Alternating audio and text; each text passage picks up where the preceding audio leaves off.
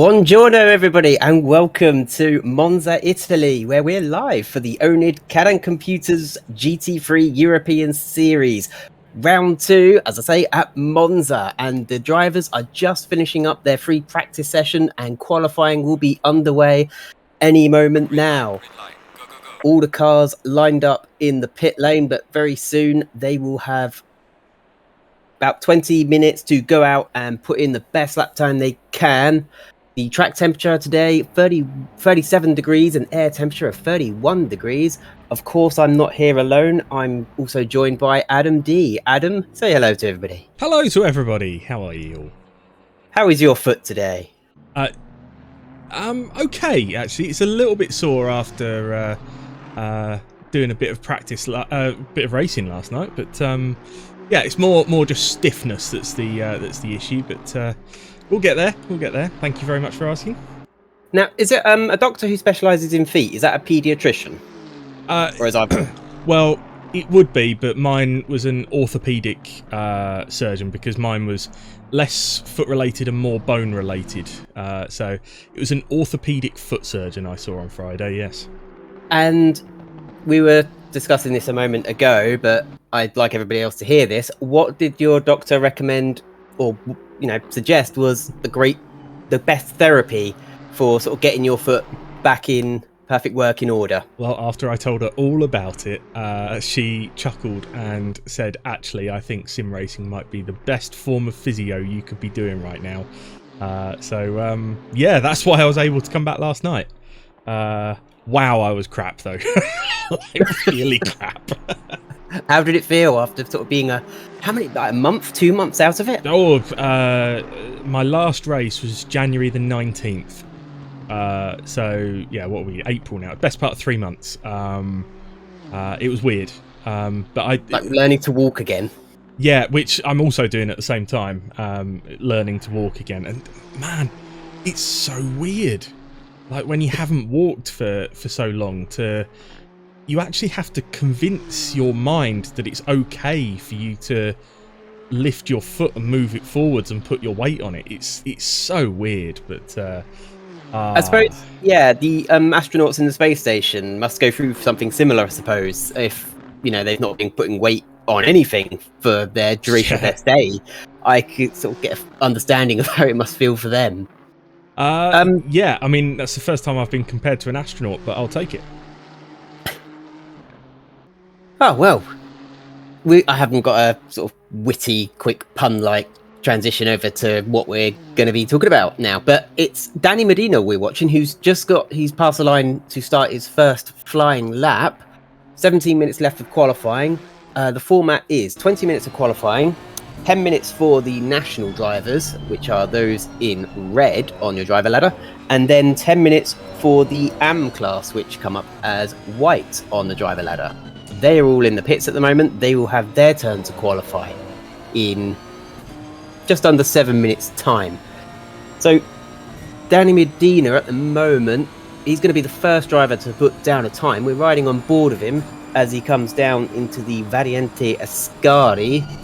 Monza, a track pretty much every sim driver knows by heart, and sort of everyone knows of the dangers of Monza, especially nobody wants to be the first into turn one at Monza in a sim race, do they, Adam? You also don't want to be the one in the middle going into turn one at Monza. I think the best place to start at Monza is rock bottom last. It's the safest place to start anyway, but no, it should be entertaining down into T1. These boys in Split 2 kind of behaved themselves really well last week, so we expect a good solid start to this one as Medina crosses the line with the first lap of the night. 152.4. The number 100 takes provisional pole, but we'll see how quickly and see if they do sort of get pushed down the order a bit. Marco L of Racing 1 in a blue Ferrari, which seems sort of sacrilege, sort of a French national racing colour on a Ferrari. Although, I think I'm right in saying the very first Ferraris were blue. Were they? You're not talking about when they went sort of that light blue for racing under the American flag? Oh, I don't know. I don't know. Or are you talking sort of further back than the 50s? Yeah, maybe further back. Anyway, we can use some Google for that. But I've spotted some Go for the Gap logos on Sam Roughton's car. Looks good. Oh, have you? Can we have a closer look at that? There's one on the bonnet there at the top, and then look at the rear quarter. There you go, right on the arse end of it as well. Absolutely fantastic. Anybody, if you don't know what Go for the Gap is, it started out as just a name for my Etsy store where I sell my motorsport and Formula One graphic prints, but it's sort of slowly growing into a one-stop shop for for race drivers and sim racers to get all sort of logos, branding, liveries, and social media graphics taken care of. Nice. We don't have the overheads of an agency. He's also got some sim stuff logos on there. Of course, the only place to go and get yourself a nice sim racing button box, sim-stuff.com. Oh yeah, once I've got my own place again and sort of got my track racer rig all out, then it'll be button boxes, rumble sets, everything. Ooh, right now, yes. I'm not gonna plug all those onto a sort of a flimsy play seat challenge. especially the rumble boxes. Wow. Yeah, I might just sort of vibrate across the floor. If you don't know what a play seat challenge is, it's literally a deck chair with a steering wheel and some pedals bolted onto it. That's the job, though. It was great on carpet. It not so great on a wood vinyl floor where it just slides around. Well, the pedals slide left if you've got your right foot down all the time. Wow. As Sam Roughton coming through the Rettifilio, let's see, 151.6. That's a nice lap for national class. I mean, I think the AM class, the ones in white, I think probably expect the very fastest ones to be dipping down into the 49s, maybe even sort of mid 49s. As Lythoff does a 50.4. It's a stunning time, 1.2 seconds ahead of Roughton. Roughton got a little bit of traffic in front of him. The Bentley doesn't want to move over. They could be both on flying laps, so neither of them are sort of obliged to make way for the other. As the Bentley goes wide, he might as well let the caramel car of Sam Roughton go by now, because he's messed his lap up. Well, he's messed... Well... Oh, and I think there was a tap there from Sam Roughton to say, come on, you wrecked your lap, and then you wrecked mine as well. And if you're not on a flying lap, it's sort of good etiquette to just move off the racing line and let other drivers sort of have a clear shot at it behind you. We've picked up a Porsche here. Don't see so many of those in GT3s, but it's another nice livery. We have got some nice liveries in this league. Do indeed. A lot of these drivers, unlike real drivers, these sim racers, they have to do it all themselves. And not only are they sim racers, they're also sort of part-time graphic artists as well, doing their own liveries and often sorting out their own sponsorship deals. In a lot of cases, they're not just pretty logos that they're putting on their cars. They are actual sponsors, as is the case with like Go for the Gap and Sim Stuff and various other sponsors that are on these cars. There is companies are seeing real financial benefits of backing esports athletes, I suppose is the word, isn't it? Yes, I'm an athlete. A very, very fat athlete, but I'm an athlete, yes. I was going to say that, sumo wrestlers are considered athletes, but I didn't want to I wasn't sure if that was like too far the other direction. No, I'm getting there. I'm trying to catch them up. Yeah, I was just looking. David Oller's car. He's got German on one side and English on the other side, and it says, "In memory of the victims of the food disaster." You got any idea what that means? No, I was going to ask you. My stream's cutting out as well. So where I'm watching, the stream's a bit jumpy, a bit glitchy, as is your voice sometime. Oh, that's not ideal. David Oller puts in his 2.7 seconds off the time, and we seem to be missing a couple drivers as well. We've got Davies is there, but I can't see Lamberts or Gray. Can you? Am I just sort of being blind? Lamberts or sort of Gray. So Lambert came second at the Hungaroring, and Gray came Oh, third. Bo Lamberts is not here tonight, and neither's Gray, I don't think. We're certainly not in the server right now. I did just pick up on Marco L here because he's now taken pole in this split so far with a 49.9. So to be one of the national class drivers dipping down into the 14s, that is one hell of a lap time. Yeah, it looks like he's going to be really mixing it up with the AM drivers. That is an impressive time. Yeah, almost half a second ahead of Lathoff in the BMW. I don't often see Ferraris sort of up far as front as this, as he makes his way into the pits now, quite rightly so, as the AM drivers will make their way out onto the circuit. Indeed. Yeah, just jumping into the chat. Good evening to all of you guys in the chat. So yeah, oNiD Dave giving it the wave. Oh, that rhymed. That was quite. I enjoyed that. oNiD Dave giving it the wave. I like it. Rouser, good evening. Pep R or Janus shouting. Good evening as well. And Ian Pinky Hall is there. He said he'd be happy with a low 49 tonight. And then Pep R. Oh, and then he followed up with, yes, I am an athlete. we all are. Yeah, shouting was back in with life has the same pace as me, and I am a pro driver. It'd be interesting actually to understand what's going on with qualifying in Split 1. So if there's any Split 1 boys in the chat, feel free to tell us what's going on in Split 1 as well, and we'll keep you up to date with that if we can.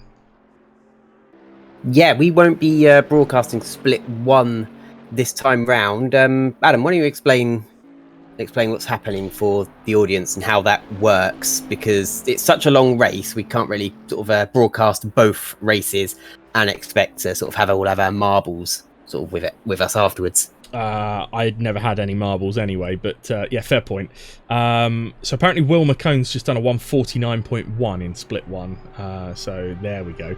But look, you know, we got two splits for the first time in an oNiD series, so we had a really long discussion about how we broadcast this and how we do it right.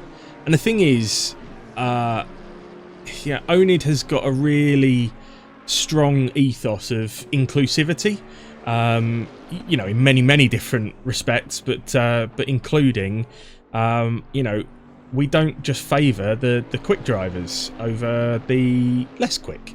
You know, we always want to get the newer drivers, the slower drivers, more involved as well, and give them equal showing. So that's why we set it for the 45-minute races, like it was last weekend, where we had the two splits broadcast back to back, one after the other, and we changed our team around in between to make it all work, and it was great.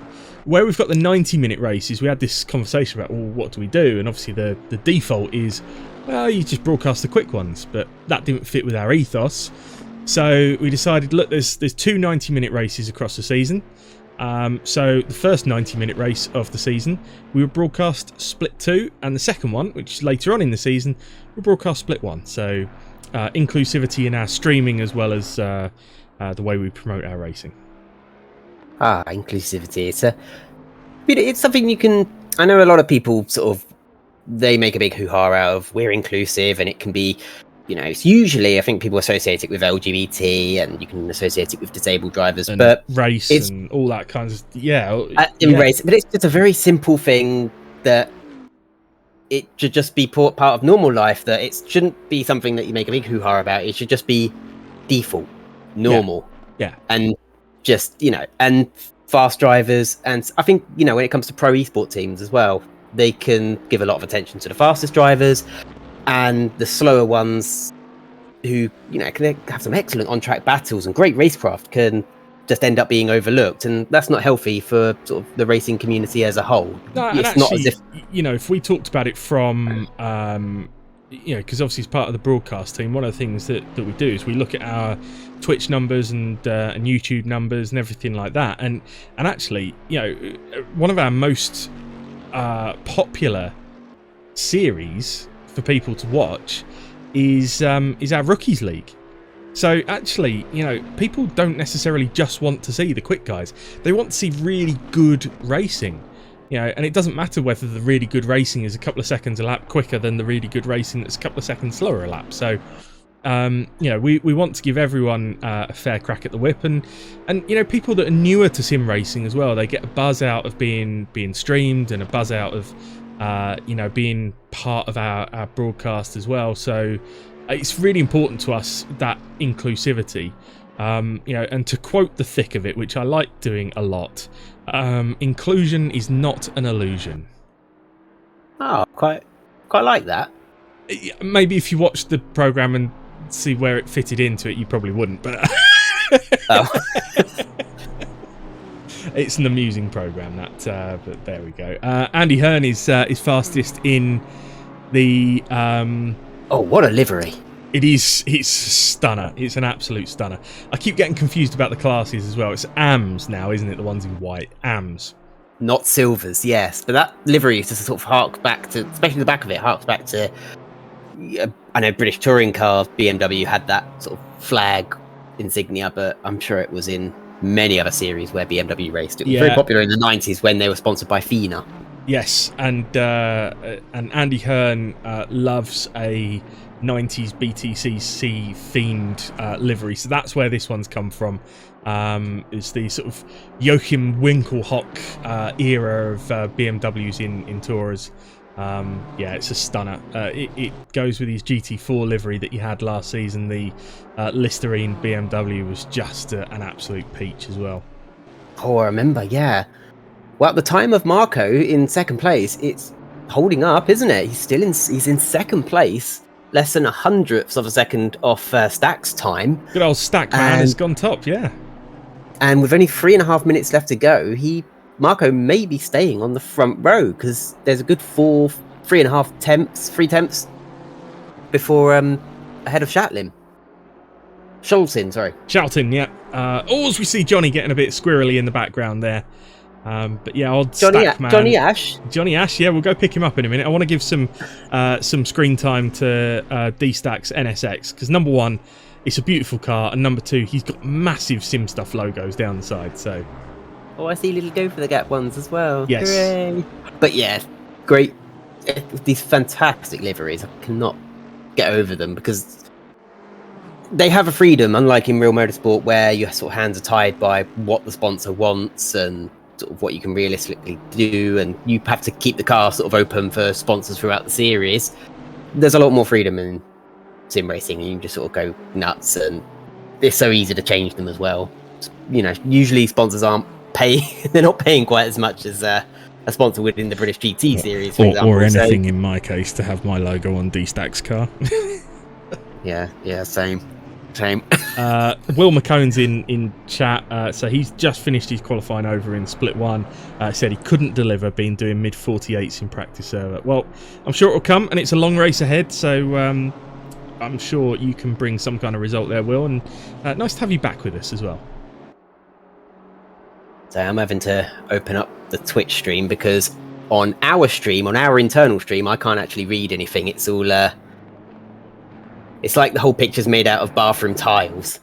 Oh dear. It's that mosaicy and pixely that, yeah, I can't read any of the time. So I'm gonna have to, so if I get anything wrong that's inaccurate by about 20 seconds, that's because I'm checking out the Twitch stream, which is a bit clearer for me. So yeah, I can see Stack with a 149.3, and he's increased his lead over Marco. So Marco's now half a second back, but Van der Valk is getting very close to Marco's, but no cigar. He's still on the second row, and they've got a minute left to go now. It seems they're all still out on track.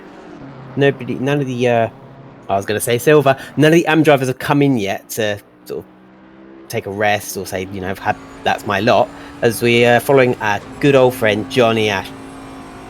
Actually, sort of Formula One inspired Jordan sort of buzzing Hornets livery. I thought he was going wide there, but I think he just had there was a small laggy moment mid Curva Grande, but everything seems to have settled itself back down. But yeah, Johnny's got an absolute peach of a livery, and this one I know has been designed by Ben22racing.com. great place to go for your liveries. Yeah, he's got a great eye for design, and he gets the designs turned around really quickly. I still owe him. We sort of had a bit of a commission trade, and I'm still waiting on him to send me photos of his cat, because I have to do an emoji of one of his cat. His cat. I think he's only got one.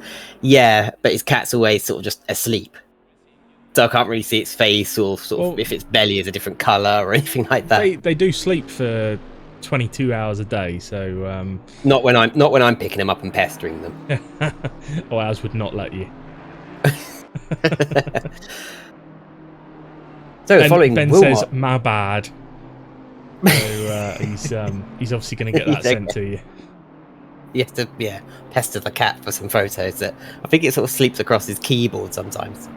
We've just picked up on stream, by the way, Matt Wilmot, aka El Presidente.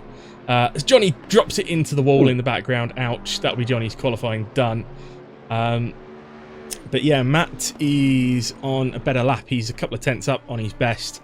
And Matt always impresses me because this guy is using a controller. I thought you were going to say keyboard, but still using a controller on a Assetto Corsa Competizione. I've not tried a controller with ACC. I have tried a controller on iRacing on my first account, and yeah, in the MX-5s, I was just left behind, and I just realised, oh yeah, I cannot do this with a controller. On ACC, it's not too bad. I actually did a race at Zolder whilst I was crocked. D-Stack, D-Stack, I think just went mildly faster, but I think that's pretty much locked out pole for him. And Marco Els ended up 4th by the looks of it, unless anybody can do anything about it.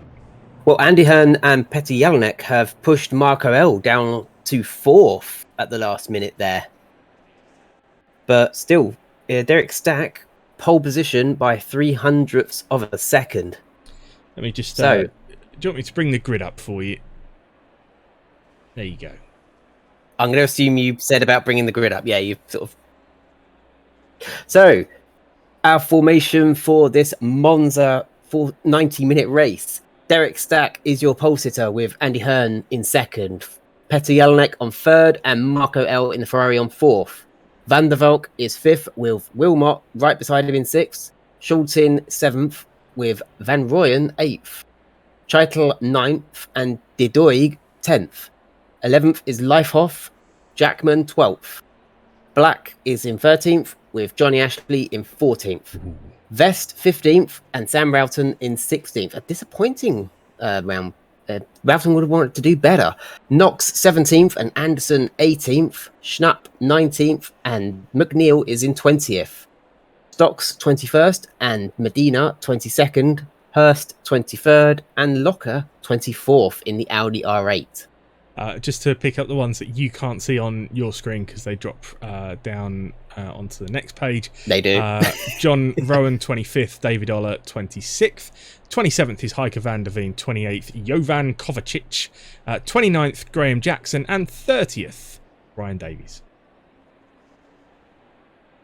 So Marco L and Leifhoff really punching above their sort of class weights. So it'd be interesting to see their races. Will they get sort of stuck into the AM drivers around them, or will they sort of have an easy race and just as long as they stay ahead of Sam Rowton? Because Sam Rowton's really going to have to fight a lot of AM drivers to make any headway in the national class, isn't he? He is, yeah. I mean, I'm hesitating only because there is a little bit of survival through the first lap. And then you've got to settle into a rhythm. And then you've also got to consider that there are 2 mandatory stops tonight as well, with it being a 90-minute race. So there's a lot of variables in there. Will drivers be taking tyres as well, do you think, this race? I would imagine they will take at least 1 set of tyres, yes. Be a brave driver then to make 1 set of tyres last the whole 90 minutes then. As Derek Stack leads the drivers off on the formation lap. through the Variante del Rettifilo and round the Curva Grande for the first time. No drivers weaving left and right to warm the tyres, but it is a warm day out there. Track temperature of 37 degrees and air temperature nice toasty 31. Tyres are mandatory, so yeah, good point there, Michael. So yeah, tyres mandatory. So yes, they will all be taking tyres. Should be. Yeah, I got a feeling at least one driver is going to forget and think, yeah, I'm going to be smart, and so I'm going to try and undercut everybody and make my tyres last. Because we've had drivers just forget to pit entirely at times and sort of get smacked with huge time penalties at the end of the race, which has seen podium finishes knocked down the order, knocked down a peg or two, as my screen's turned into bathroom tiles again. Yeah, I'm getting a couple of dropouts this end, which may well be down to my connection. So hopefully that's going to settle itself back down any moment. Not on dial-up, are you? No, but this is my first time streaming back in the sim shed for a while, so I'm hoping that I haven't forgotten to do something to make it work better. But yeah, hopefully it'll settle itself down. It's a bit too late for me to go and change it now. Yeah, it's cleared up on my end now. It's cleared up. So the drivers are just coming down towards the Variante Ascari, sort of turns 7. Derek's having a very slow warm-up lap, actually. He's really managing the pace here, so I wonder if he's been struggling with a bit of overheating on the tyres. It's very slow. Yeah, you can see on the dash, where you see a 1, that's the gear he's in, obviously, but the 4 blue boxes around it indicate the tyres, and blue would suggest they are all cold, so he's not in any hurry to warm the tyres up, is he? I'm not sure whether the... oh, he is now. I'm not sure whether the tyre temperatures on the inboard dash actually show information to us. There's some of the information on the onboard dash that is kind of blocked out from viewers seeing. I think to stop competitors in like multiple driver races sort of being able to see, you know, competitors' tyre conditions and things like that. I don't know if that's one of them, but it's been a very slow outlap from D-Stack. Really has. We should check that later in the race, see if their tyres have gone green as they round the Curva Parabolica. The Alboreto curve, I think you'll find it's called. That's it. I was waiting for you to say that. Nobody will go with that though. So yeah, Parabolica it is. So the drivers need to maintain their position. Andy Hearn needs to stay in second place. They do not want to risk a drive-through penalty or stop-and-go penalty, anything like that. They're speed limited. It all comes up on their screen, and they'll be waiting for the green flag. It's all a bit glitchy on my end. It's still red, and we're go for the Monza 90-minute race, the oNiD series. Oh, we're going to have a huge accident. There's going to be a huge accident in the middle of the field. Yes, there is. That's a large amount of the field involved there. I'm trying to find the best camera angle for it. But we had a... That was yeah, we've so got many a lot cars of cars caught in around. that. Yeah, no fewer than 6 cars involved there. So we've got Stephen Locker caught up in it. We'll get replays when we can. We're just a sort of 2-person team here at the moment. Adam's doing a great job sort of commentating and streaming and doing the cameras and sort of doing the director job as we follow Derek Stack at the moment, who still it'll say 16th or something on the screen. That's wrong. He is leading the pack. He was well clear of the accident. It looked like it's... So, I'm just see... We're not going to be able to pick up a replay of that one, unfortunately, just because I don't have quite the same system that Aman Daniel does when he runs it. But it was an Audi, which I think was Van Rooyen, who got onto the grass as they were coming off the grid. And he was only in about 6th or 7th, something like that, and then dropped it on the grass, came back across the field, and then all hell broke loose after that. And we've got I'm really surprised actually that a red flag hasn't been called for that one. Especially, you know, because the person who would call the red flag would be Johnny, and he's in the pits, so he was obviously affected by it. So I'm really surprised that Johnny hasn't called a red flag for that one, because there was a lot of cars involved. There was, yeah. I'm just trying to. It's like a puzzle, sort of trying to work out what's changed on the driver ladder, and it's difficult to keep track of 24 plus drivers as Derek Stack comes across to finish the first lap. Oh, runs very deep in turn one though. You can see on the map some drivers still making their way through Variante Ascari. Some drivers in the pits, as you say. Yeah, I think Shoutin has just got himself up past Andy Hearn as well. There's a bit of a dive down into turn one, but got it done. Dixon Hurst, by the way, picked himself up a drive-through from the start. And we did also have one car that actually started from the pits. That was Tojan Anderson, who's up to 21st now, but he started from the pits. That was a wise decision given what happened on the start-finish straight. So he would have completely avoided that and sort of made up several places immediately. It looked like it happened before the pit lane exit. Oh, it did, yeah. It really was straight away because it was so far back in the field, in the mid-pack. As we're riding on board with Joel Vandervoort now, heading down, slightly downhill to the Variante Ascari. Yeah, and he's putting a ton of pressure on Andy Hearn here, who Andy was second on the grid, but has actually just been falling backwards in the early stages of this race. So I wonder whether the slow warm-up lap affected some cars more than the others in terms of getting tyre temps. Yeah, it'd be curious. I mean, we'll just have to watch it back and find out what happened post-race if we don't have replays. And for a moment I thought somebody had spun sort of based on the little map. We have replays, but only on things that we can jump to immediately. We don't get to call it back as far as Dan does when he's doing it. Because I think he runs two PCs. It does, yeah. But what we can confirm is we're on board with Derek Stack now, and you'll see that those blue squares are still blue. So yes, that's not information that we get updated our end. I don't know. I think they were starting to. Maybe it's just wishful thinking. They're starting to turn green. How many laps would it take for these cars to sort of warm their tyres up? Then Adam? Oh, they'd be up to full temperature now. Yeah. Petty Jelinek seems to be the only one sort of keeping with Derek Stack. Otherwise, sort of the other cars are being sort of left behind now. Shultin 2.2 seconds behind. Andy Hearn 1.4 seconds behind Shultin. They're sort of.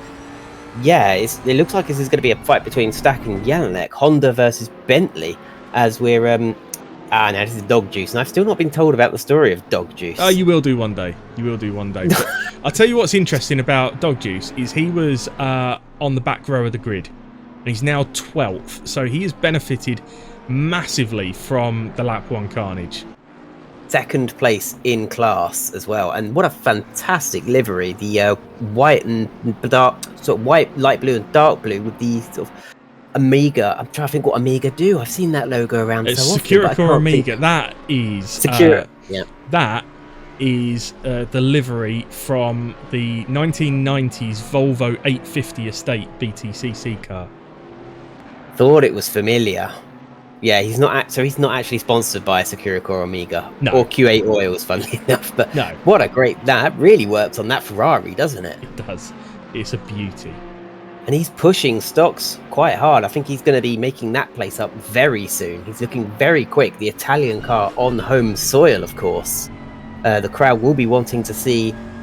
It's not a red Ferrari, but the virtual crowd will be wanting to see that Ferrari moving up the field. It is the highest running Ferrari in the race at the moment. The other one belonged to Schnapp, down in 23rd place, who must have got caught up earlier. Yeah, that would also suggest that Ralph Vest was probably caught up in early shenanigans as well, because he was a lot higher up the grid. He's in one of the other Ferraris, but look, you've got a gaggle of them in 23rd, 24th, 25th and 26th.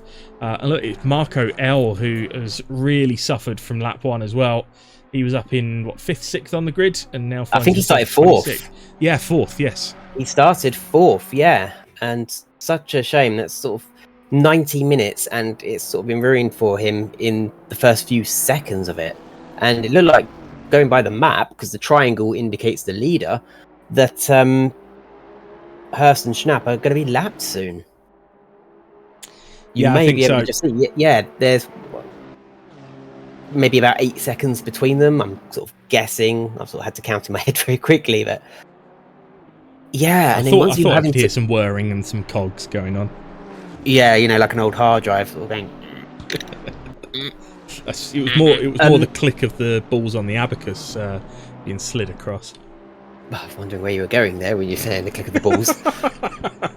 As Derek Stack is really coming under pressure now from Jelinek, and I'm more accustomed to seeing Jelinek in the Ferrari, but the Bentley seems to be working very well for him, and he's right under the gearbox of that Honda NSX. He's got the slipstream. Will he be making a move into turn 1, or will he be biding his time? And he's got the great yellow Pennzoil livery, sort of. I don't think that was ever on NASCAR, was it? That was just an IndyCar livery. As he's moving to the outside, Derek Stack holds the inside. Is he going to make his way around the outside? What a move it would be! No, he doesn't Verstappen it. He tucks back behind Stack, and they continue for... Well, this battle's going to continue. I'm sure he's less than 2 tenths behind. We shall send that video to Max and Lewis at some point and say, this, gents, is how it's done. That was some really nice driving between the pair of them. But these cars are, no doubt, smaller than F1 cars. F1 cars are much bigger than people think. Well, and they've got the open wheels, which are so easy to tangle together as well. But even so, these two really gave each other some really good racing room there. Lovely to see, and this battle will continue, just like Cammy said.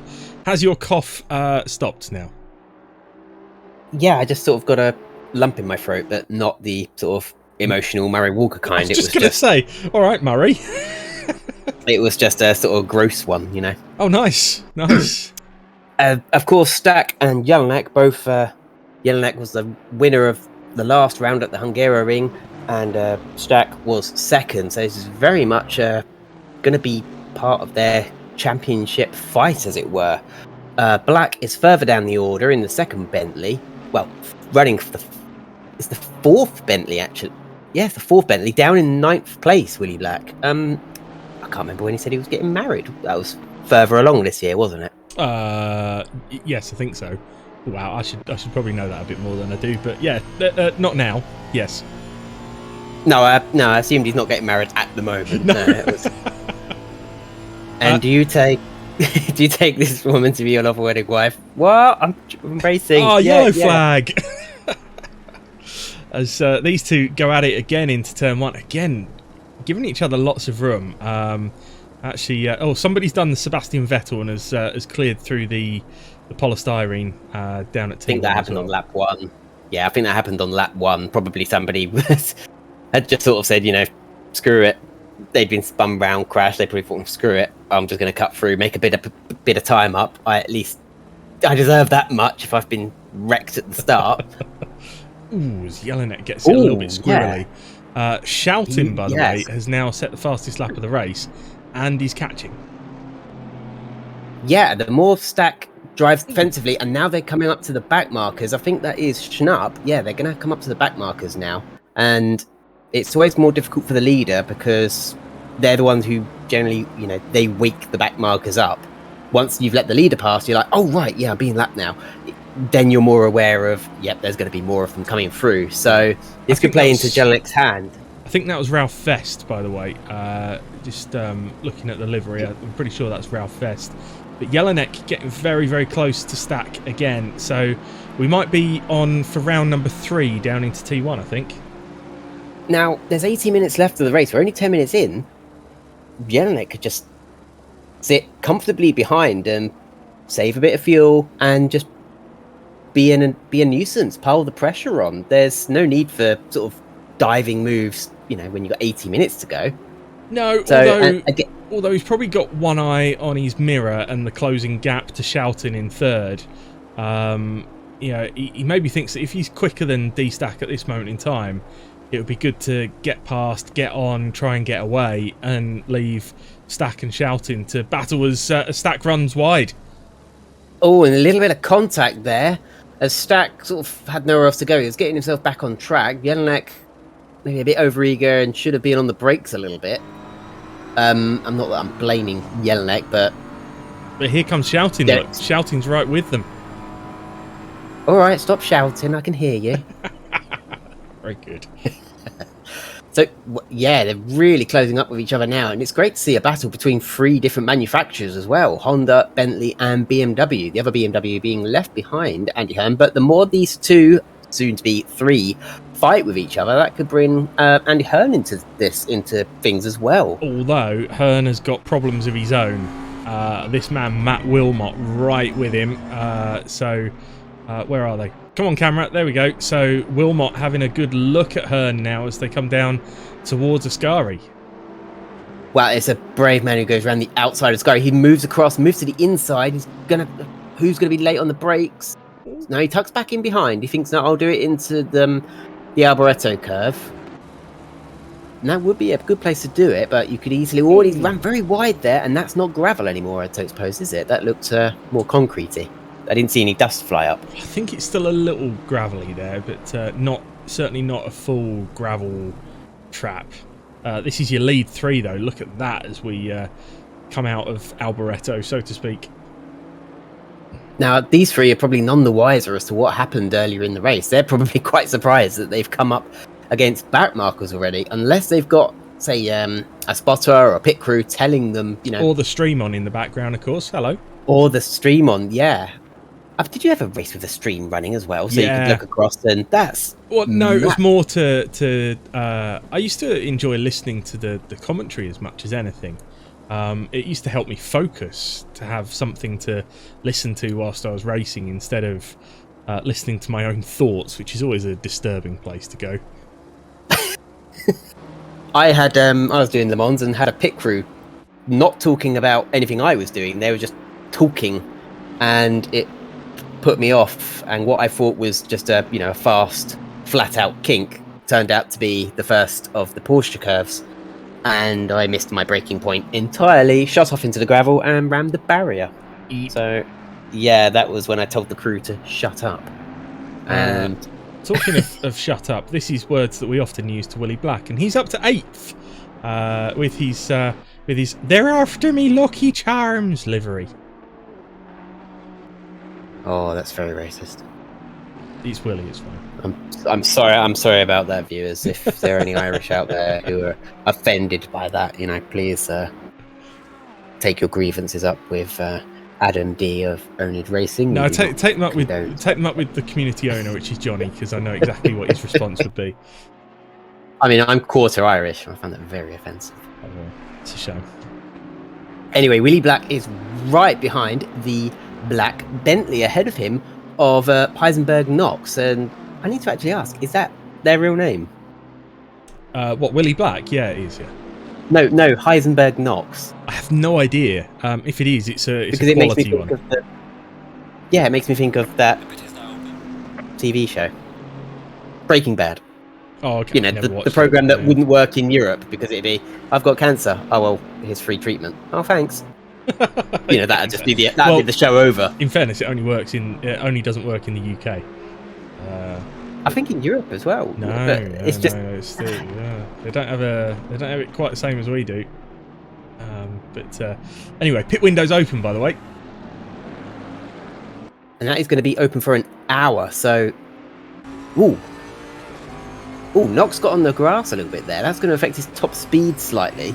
But yeah, with the pit window open for an hour, this really will throw in all sorts of tactics because they've got to stop twice. So, will they do 2 quick stops, sort of one after the other and just get them over with? Or will they think that, will they space them out a bit more? Because we don't have safety cars. He's Knox really running defensive there. But, it doesn't have to be hugely defensive because he's going to be leading the national class even if Willie Black goes past, and Willie Black's really going to be wanting to catch up with the AM drivers ahead because they're going to be leaving them behind. Jelinek has had a situation. He's dropped back to 5th, by the way. So Shoutin is up to 2nd now. So sorry that we missed that, but this is a equally good battle that we're watching here slightly further down the field. Yeah, I wonder if we can follow our leaders as well. Quickly have a look. Sorry, but the stream is not my friend tonight. So there's Derek Stack. I wonder if they've had a coming together. Then there's no damage on Derek Stack's car, so I wonder if the connection has been with Shouting and Jelinek, maybe, or Jelinek just dropped it all by himself. Distinctly possible. Yeah, I mean, he's done it before. I mean, he's generally a consistent driver, but I remember last season. Wow, very erratic hands. Did you say Wilmot's on a controller? He is, yes. Yeah, you can tell if you look at the steering wheel. It was very sort of 100% left, 100% right, as if he was using the D-pad of it. I mean, I'm sure he's not, but yeah, watch through the chicane. What? Yeah, no. Yeah, no, there you go. Boop, boop, boop, boop, boop. No, yeah, and that's. I remember with Forza drivers were quicker with a joypad than they were with steering wheels because Forza's rubbish. I mean, if you're faster with a joypad, then there's something wrong with your simulator. Ooh, the little tail happy there, Wilmot. It's really pushing Andy Hearn. Yeah, at that point, it's not a simulator; it's a game, isn't it? But that's what Forza was. Now Knox running wide now. No, he's still ahead. No, Black is going through. Oh, he's actually sponsored by Lucky Charms. I thought you were just being racist. No.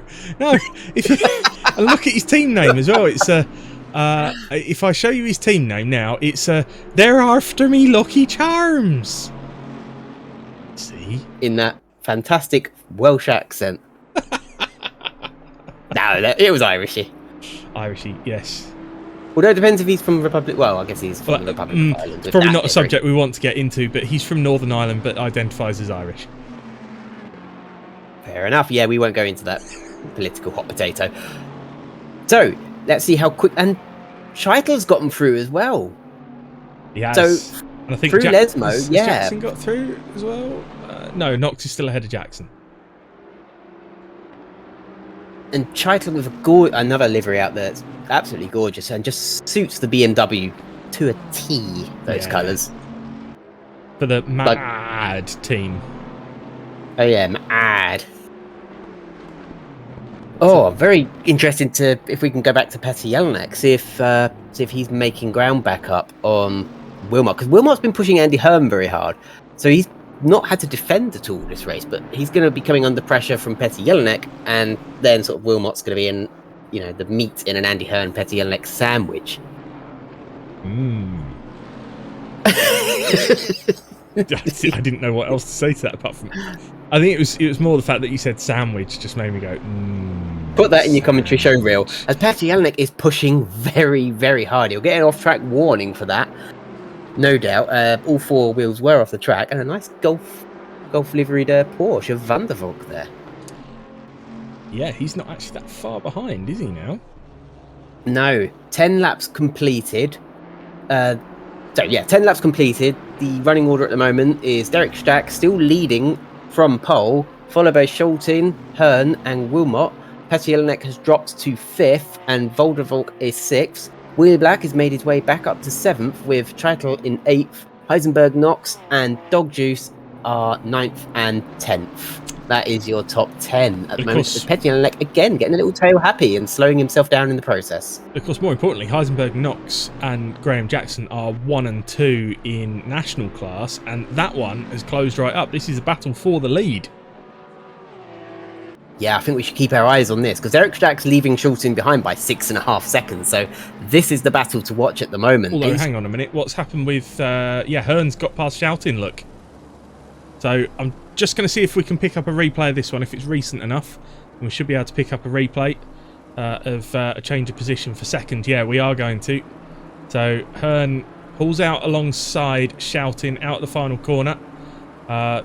Sorry about the laggy moments. I'm not sure where all that's coming from tonight.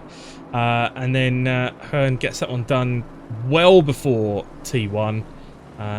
There's no coming back from there. And they all get through reasonably safely. Yeah, they concertinaed up a bit. I don't think they made contact with each other, but it just looked like they got sort of a slingshot, a better exit out of the Alboreto Parabolica. And it was they didn't seem to fight it too hard. It's a long race. There's 70 minutes left to go. It's wise not to get too aggressive and start weaving or anything like that. And I've noticed no drivers are actually weaving to break the toe or anything. So it's very sort of calm, mature drive out there at the moment. But maybe we'll see that in the closing laps. We're back with the Knox versus Jackson for the lead of national class battle here. So Jackson in the white, blue and blue Ferrari, and we're on board with Heisenberg Knox's rather black Bentley, which would suggest that there's a livery missing from my pack. So apologies, I will check that and make sure that we're sorted for next week. That's all right. And Dog Juice, it looked like he missed the apex a bit there through the middle of the Variante Ascari. He's dropped back a little bit, so he's going to have to make up that ground again. But he'll have the slipstream, but it doesn't look like the slipstream's too strong as he closes right up under braking. As we've got a battle now, Petr Jelinek making his way back through the top 5. Is he going to do it round the outside? Wow, no, Wilmot held on to the position there very nicely. Yeah, decided to stick around the outside, and that's just another example of these guys playing nicely through turn 1. As we see Dog Juice up the inside of Knox now, and you see Chaitil and Black in front of them going at it. Oh, and the Ferrari's coming back at him through the second part. No, he's a little bit. A little tap in there, a little push in, a little bit of a please give me space. I'm on the inside. All perfectly reasonable above board. They go through the Curva Grande. Can he get it done into the Variante della Rodia? I'm glad you said that, not me. Don't think he is. I'm sure I made a quick mistake while saying it, but no. Will he get it through Lesmos 1 and 2? Because it looks like he's going to get it. He's going to get the move done any moment now. That Ferrari is quick. The Ferrari's quick, and Knox looks like he's just struggling a little bit in this phase of the race. He's dropped back from Black and Chaitil after they got past, and now Graham's kind of all over his rear end. So I would suggest that Knox is just maybe struggling a little at this phase of the race. Can we get an on board with Knox? It'd be interesting to see if we can see the condition of his tyres. No, not on the Bentley dashboard. I can't see any clear tyre indicator. No, and I still think if revving high though. So look, D-Stack's ones are still blue. So they definitely. So for once, I was right about something. Matt Wilmot's in to the pits. Oh, Graham Jackson brings out a yellow flag. He's round. Oh no, that must have been an over. Oh, has he got damage, or was that just? Might be a good opportunity to dive straight into the pits if I were DJ. But he doesn't. He doesn't, no. Let's pick up a replay of that one if we can. Yes, we can. So he's got the slipstream. They're coming up to the Alboreto Parabolica. He's on the inside. Does he just get squeezed? Oh, there's contact. Oh, so I think he caught the curb. Yeah, I think he was on the inside. Took too much curb. That sort of bounced the car in the air. Sort of, you can't be turning right if your car's slightly in the air. That sent him into the side of the Bentley, which got a little bit sideways and managed to correct it and get away with it, but he wasn't able to hold it and spun halfway round. So that's a bit of a shame there for Dog Juice. He's fallen back. He's probably lost about 6-7 seconds there. He should, if he looked quicker than Heisenberg, so he should be able to make that up in 5-6 laps time. So probably wise. I mean, he could have pitted. We've got blue flags out now. Well, this is a replay of David Oller's just brought out yellow flags. I think he's about to have a. Oh, he's completely missed his braking point. Did very well to avoid going into anyone there.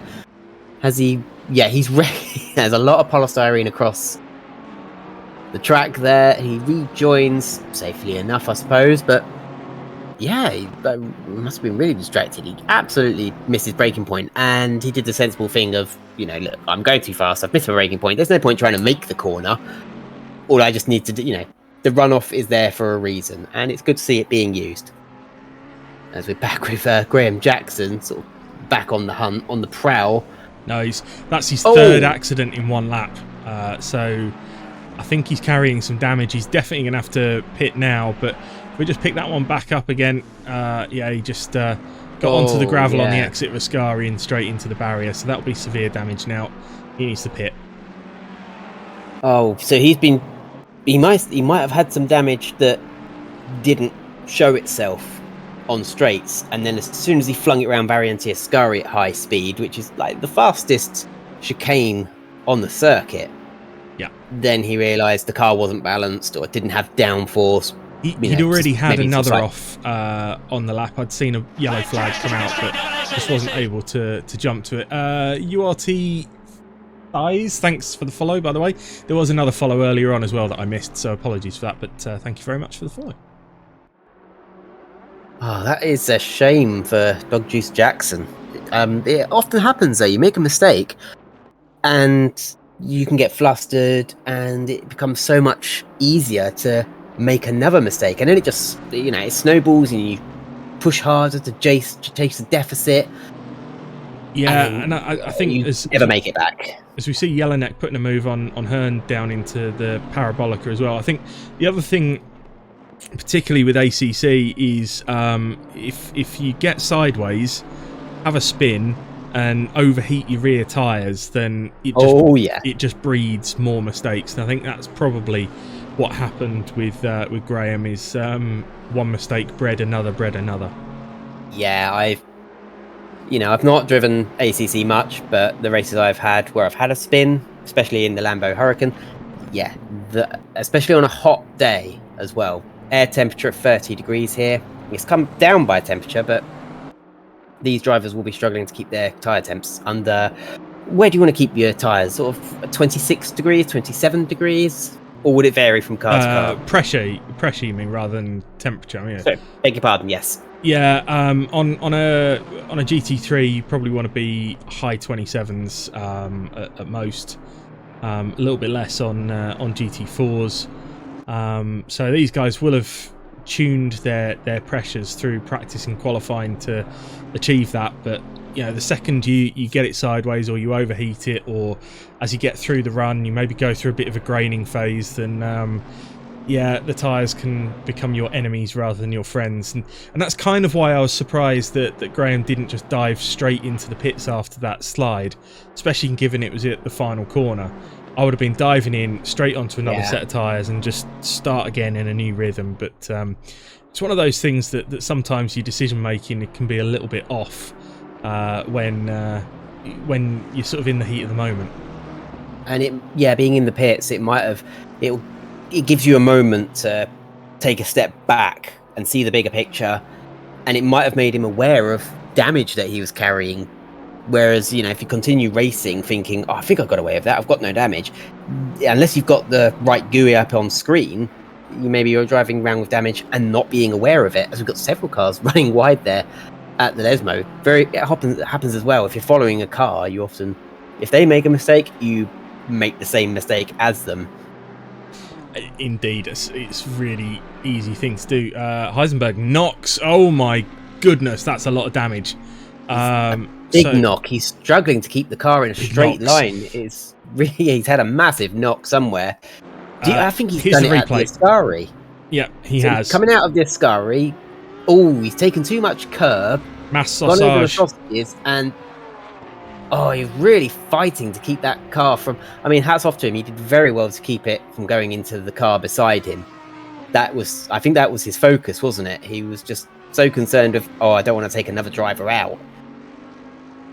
Yeah. I mean, maybe not. Maybe it was all self-preservation and he was just trying to keep the car from spinning, but... and he's parked up by the side of the track just before the final corner now. So Heisenberg in real trouble now, and tumbling down the order very, very quickly. Now, he's not getting a tow back to the pits. He wouldn't need that anyway, but his car hasn't vanished, which means he hasn't sort of hit the escape key or anything, so... Might just be breathing for a moment. Breathing. Deep breaths. It's surprising. Yeah, as you're watching motorsport, you kind of... People who don't do sim racing, people who don't do racing, you think, well, it's just driving. I drive every day to work, and you think, how could they have done that? But when it's happening, it all happens. It's weird. It happens really quickly, but at the same time, it sort of happens in slow motion. Does that make sense, Adam? Oh yes, yeah, it does. Yeah. It sort of happens. Something can go wrong in a split second, and then once that split second passes, as Knox was trying to, he went left, right, left, right, left, right, as this tank slapper pendulum back and forth. That would have been slow motion for him, as he's like, I've got it, I've got it, I've got it. I don't got it. I don't got it. No, it's gone. It's gone. I just picked up here on McNeil was there's some pretty colours on that Ferrari. Sorry, McNeil was right on the back of Marco L, but has then dropped back a little bit, and the car directly behind him is not John Rowan. It's a lapped car actually, so I'm not entirely sure who that is off the top of my head, but. Liam McNeil was then defending from the BMW that was trying to unlap itself, and that I've never understood, defending from somebody trying to unlap themselves from you. If they're quicker, just let me go. Verstappen, Ocon. Yeah. But yeah, we'll have to find out who that BMW is, and just because they're being lapped doesn't mean they're a slower driver. They most likely got caught up on, I say lap one. They hadn't even started lap one when that. No, exactly. And I don't know what to call it. Lap 0 accident occurred. Yeah, and great scrap here. Well, on that subject, this car here is Wihan Van Rooyen, and I've just picked up on that because Johan VDV in chat has just said, "Let's go, Wihan." And good evening to us in the comms box. Good evening, Johan. I thought I'd put Van Rooyen on screen for you. You both seem to be candidates for the VJD. I haven't caught a VJD, have you? I've never. I'm careful. I assume that's supposed to be for the vid. No, maybe for the vid. My tickly cough is what's left from the vid. I had it last week. The vid? I thought vid was short for video, but how have you caught a cough from a vid? Co-vid. Yeah, I don't get that. Don't know. Every now and again I wonder about you, Cammy. I'm quick on the track. I mean, my mum always used to say, like, "Oh, Cammy, you're intelligent, but you've got no common sense." Like, I'd get B grades in school, but my God, sometimes I had absolutely no common sense. If I think of an example of that, I'll share it, but I can't think of one right now. As we're following Janis Schaltin, who's down in 8th place at the moment. You may remember he was in the top 3 fighting with. He's going up the inside of Van der Vork here into Parabolica. Yeah, I thought they were 3 wide, but they're not. They're 2 wide with Willie Black just staying back. No, that's not Willie Black. That's a lapped Nissan, isn't it? It's a black car, but it's not a Bentley. It's Heike van der Veen, in the black Nissan, yeah. Shouting gets that position changed and through. So we've got a mixture of drivers now that have and haven't stopped. So Hearn and Chittle have been in. So I think Hearn just coming out of the pits now. Tojan Anderson takes the lead. He has actually been through the pits once. But not during the pit window, so he's done well to get himself up. Oh no, he started from the pits, that's right. But he is up in the lead at the moment, but has yet to take either of his mandatory stops. As we see Van der Vork coming back at Schaltin. Yeah, that is a big BMW, so it's going to create a big hole in the air, get a good slipstream behind a big BMW, I imagine. But he's sort of tucking in behind. He doesn't have to worry about the car behind because it's a lap down, so no defending required. And you can just follow Schaltin, and yeah, you can also make places up in the pit window if you've managed to save fuel and take on less fuel. If they change tyres and you decide not to, and you think, I'll do it in the second stop. So a great bit of strategy comes into this race. Oh dear! Dear! Got a spinner. Chittle and Black. My lucky charms are spilled everywhere. So yeah, how would your family feel about that? Actually, I had family. I had family who. This is the replay, by the way. So we've got a replay. Yeah. So they're going into Lesmo 1, and did you just close the door on him? Doesn't know he's there. I think. Oh, yeah. Oh, hold your brakes, hold your brakes, hold your brakes. Still hold your brakes. Okay, God. don't hold your brakes then. No, I think that needs to be sort of reiterated in driver briefings, doesn't it? If you spin, Hold your hold brakes. the brakes, like, handbrake on. They're straight back together though. Look, Chittil and Black, and Willie doesn't look happy. Just from the body language of the car, and he's diving straight to the inside at the first opportunity. So I think that's one of those where they're going to be blaming each other. Oh, for they're that not one. going to come together again, are they? Hope not. I thought Chittle was going to cut across on Black again. Well, whose fault was that the first time? I don't know. Because initially it looked like Willie was going for a bit of a send, but then the gap was there. And then I thought, oh, is Chittle turning in on him a bit? But then it looked like Willie maybe wasn't as far alongside as I first thought.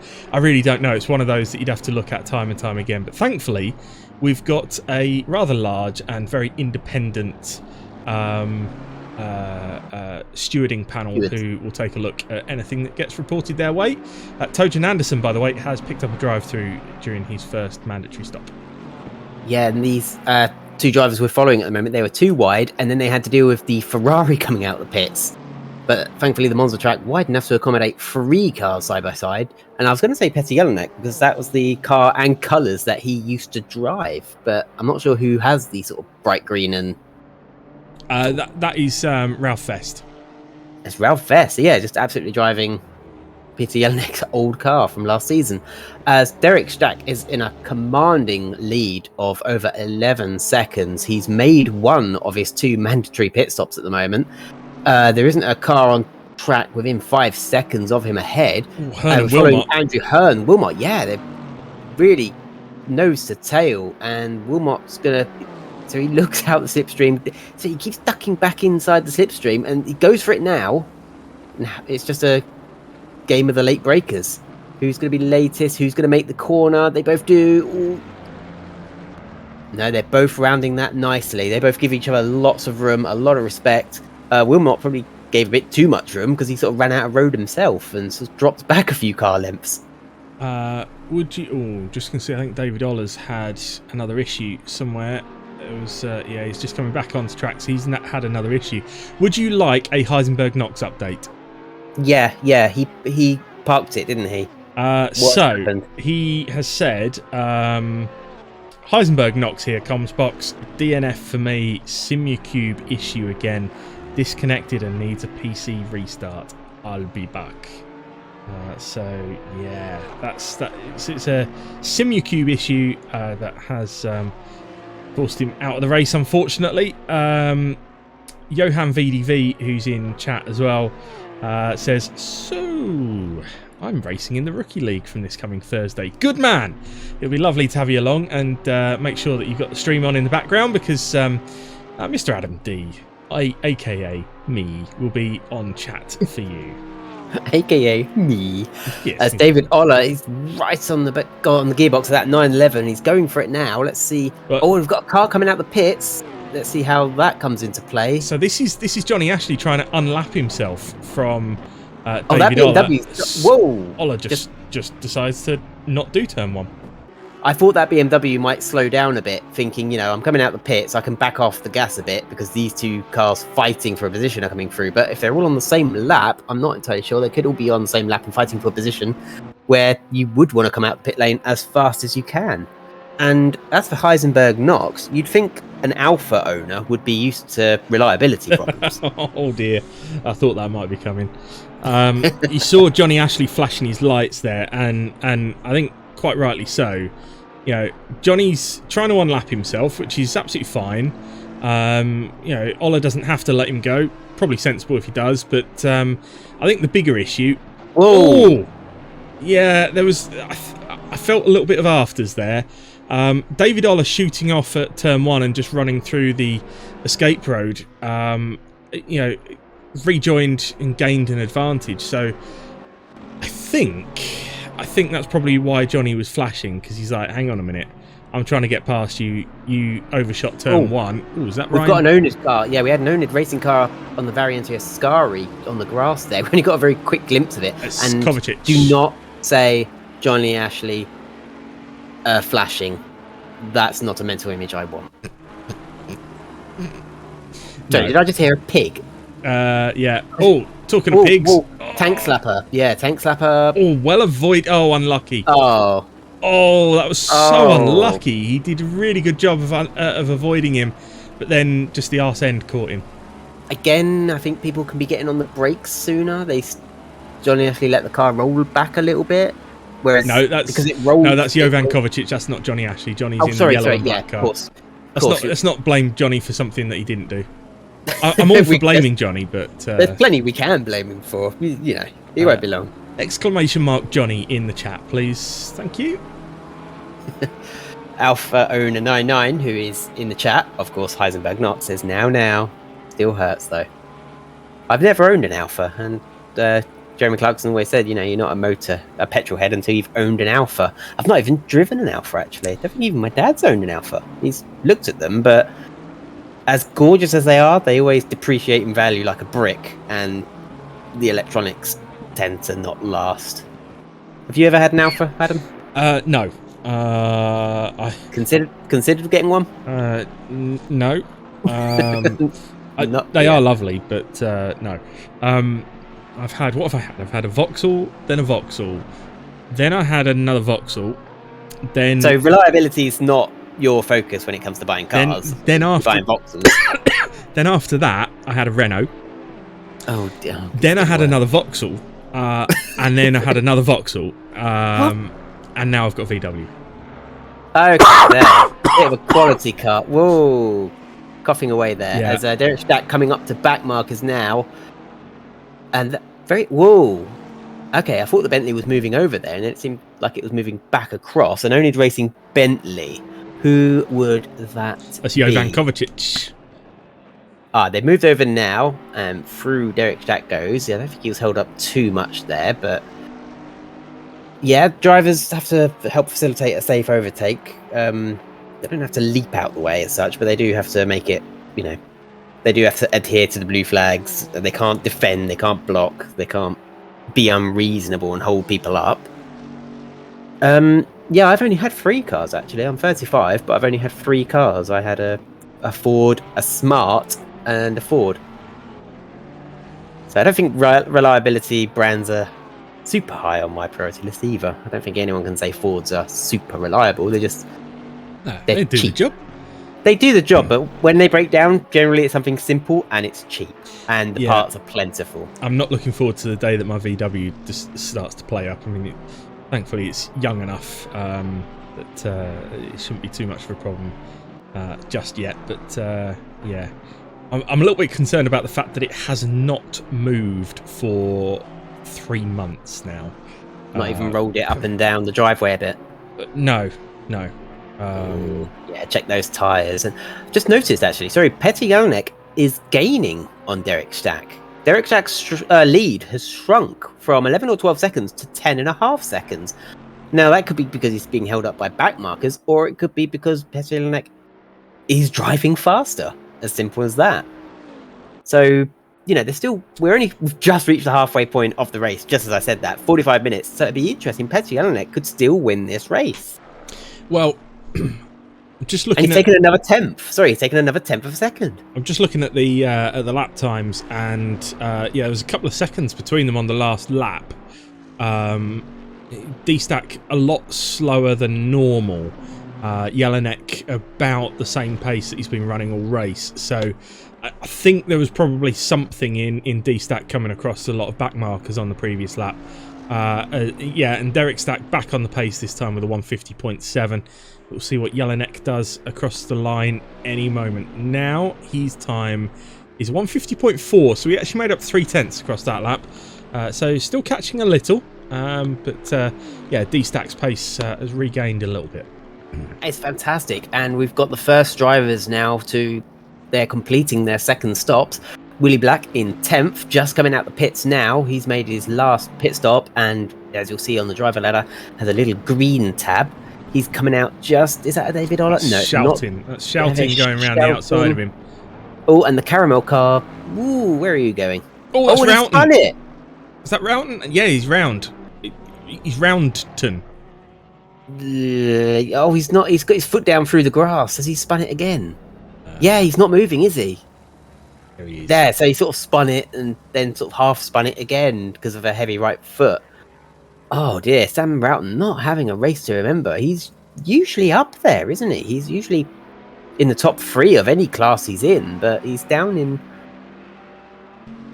He was involved in class. he was involved in the lap 1 melee, I think, if I'm right in saying. Who wasn't? Derek Stack, pretty much. Yeah, pretty much. Yeah, evidently. Yeah, how's his lead now? Oh, he's 10.9, so he's pulled that second back out. So Yep. either Petty Jelinek's getting held up by the back markers that Derek Stack had to pass, meaning they're just pain in the butt back markers that make it difficult for you. But we just picked up on Tom Stocks here. I think Tom's having a solid night. He's up to 7th. Can't remember where he qualified, but he certainly wasn't that high up. But yeah, Tom's getting some good performance out of the Bentley. Tom, another one of the oNiD admins that was struck down with COVID over the last couple of weeks. We almost changed our name to coronid last week because there's so many of us that had it. Yeah, Tom was pretty bad for a couple of days, but he's fighting fit again now, and he's gone for a nice livery here that he's concocted, which is a mixture of an homage to our partnership with Jimmy Broadbent. So he's got the Jimmy Broadbent powered by oNiD logos on the rear quarter, but also I notice blue and kind of a pinky purple, a bit of an homage to the Alpine F1 team that he works for. Yeah, that is a good way to sort of blend two sort of racing colours rather than doing the BAR thing and having a zip down the middle. Hey, what was wrong with the zip? The zip was quality. No, tell us in the chat. Tell us if you're watching in the chat and you're following along. Do you approve of the zip down the middle livery, or was it awful? Let us know. It wasn't great, but it was better than the Earth livery they came up with several years later. Oh yeah, that was a bad one. Wilmot is looking to make his way past a back mark. Whoa, no! Somebody's gone off there. Was that? No, it wasn't Shelton. I don't know who it was. I think they were just. Oh snap! Yeah, he sort of over-rotated and then just ran. The car just snapped on him. Everybody gets one. I had stopped shouting about it. Yeah, very good. Everybody gets one. Ooh, and you also missed my one where I said that Sam Roughton was Roundton when he spun. No. Wilmot, he wasn't behind Andy Hearn there. That was a different BMW. It was a back marker. Rowan? Yeah, was that Rowan or Kovacic? It's not Kovacic. He's in the oNiD Bentley. Oh, of course he is. Sorry, begging your pardon there. Right, now you've dropped that accent in, let's go pick up on Willie Black. See how he's getting on. There he is. He's trying to get himself past Schnapp across the line. That Ferrari looking a bit battered and bruised. So it's a Willie's familiar up the livery, inside. though. If you're familiar with SimGrid and the Coach Dave Academy, that's all set up by David Perel. Mm-hmm. And I know that's the livery of David Perel. I'm not sure which year. David Perel drives for Ferraris, and he's driven a Ferrari with exactly that livery because I did a illustration commission of it, so I'm fairly familiar with it. Very nice. There's some livery history for you, everybody. There's William Black. Do people call him William much, or do they just say Willie? Only when he's in trouble. No, we just call him Willie. Well, actually, no, that's not what we call him, but I can't repeat what we call him. It starts with a C and it ends with a T. Cat. Yes. Yeah. That's the one. I always wonder, a good nickname is like dog juice, you don't pick your nickname, it gets chosen for you. And I always wonder if I'll ever get a nickname among the oNiD racing lads. As we're back with Johan Kovacic, as I thought he was going too fast there into... Oh, you're right there. Yeah, just dying. It's fine. Just dying. If it's not your foot, it's a cough. Yeah, that's the one. But no, well, I don't know if we give you a nickname because I don't know. It's always difficult to give a lady a nickname. You worry a little bit, like maybe we'll say something wrong. So we haven't given you a nickname. You're Cammy. It's fine. I think I'm a bit more laddie than most ladies. Yeah, people are like, and I'm a bit more lady than most lads, I guess. People are like, yeah, Cammy, we can tell with your voice, but. especially since I used to have long hair and now I've cut it short. And if I've got makeup on and everything, I've just got this cool, pixie cut that's sort of biker chicky. But if I don't have my makeup on, I just look like especially if I slick my hair down, it just looks like a guy from the 1950s. It's very specific. Only because I didn't shut up the other week about watching Back to the Future. I realised I looked like George McFly as we watched the Ferrari go round there, coming out the Marco L. That was a replay of Marco L. He's going lucky, very lucky not to hit the wall there. He was straight on the brakes. And do you know what he said as he spun? He said, "Oh L." No, sure, I'm sure he did. Shame there isn't another driver out there called Polo, so they can go Marco, Polo. Ooh, Schnapp has got a yellow flag. Eek. Doesn't look good. Do you want a replay of that? Yeah, let's see what happened. I'm gonna guess he caught the sausage curb. I'm gonna say it's mass sausage. Yes. Oh, got some low blurry textures there in the replays.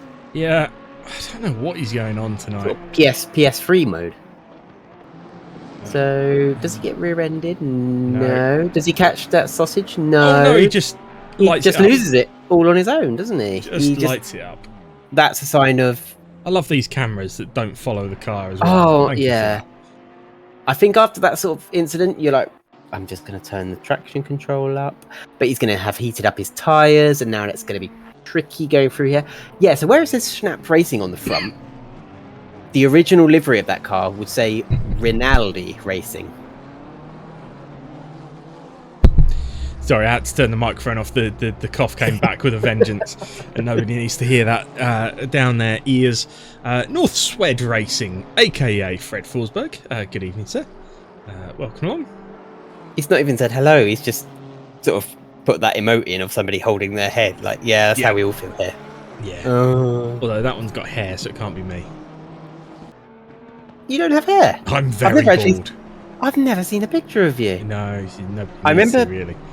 I remember a barbershop that said God only made so many perfectly bald heads. The rest he covered in hair. Yes. Yes. Oh, and got lots of dust. That is lots Van of dust. Vork, Yeah. I Just think. running a bit wide, and I have to navigate the back marker of. Work out that wasn't Ola, was it, in the Golf Porsche? No, it's Van der Vork. You're very good at this. I seem to have a bit of a memory for liveries for some reason. Yeah, that's fantastic. As Derek Stack makes his way through, still the leader, still by 11.6 seconds. So he's got an easy job now for 35 minutes. As long as I'm not going to say it because that'd be a commentator's curse immediately. But yeah, 28 of you watching. Thank you very much for sticking with us. Evening all, says Andy T68. Evening to you. Oh, Mr. Thorpe, hello, sir. I'm still very apologetic for my terrible incident last night. Yeah, we were racing some of the new DLC content last night, and the race at Brands Hatch. I got tapped onto the grass at T1, and then thought I had it all lined up to come back onto the track, booted it, and dropped it across the field and took out poor Andy. Yeah. Fred, Split 1 is running at the moment. So, because they're 90-minute races, we're only... as we see, shouting very late on the brakes and through on Wilmot, as long as Wilmot gives him the space he does. I love the energy of that. Oh, he's not happy, is he? He's not. Oh. There's a lot of flashing, so...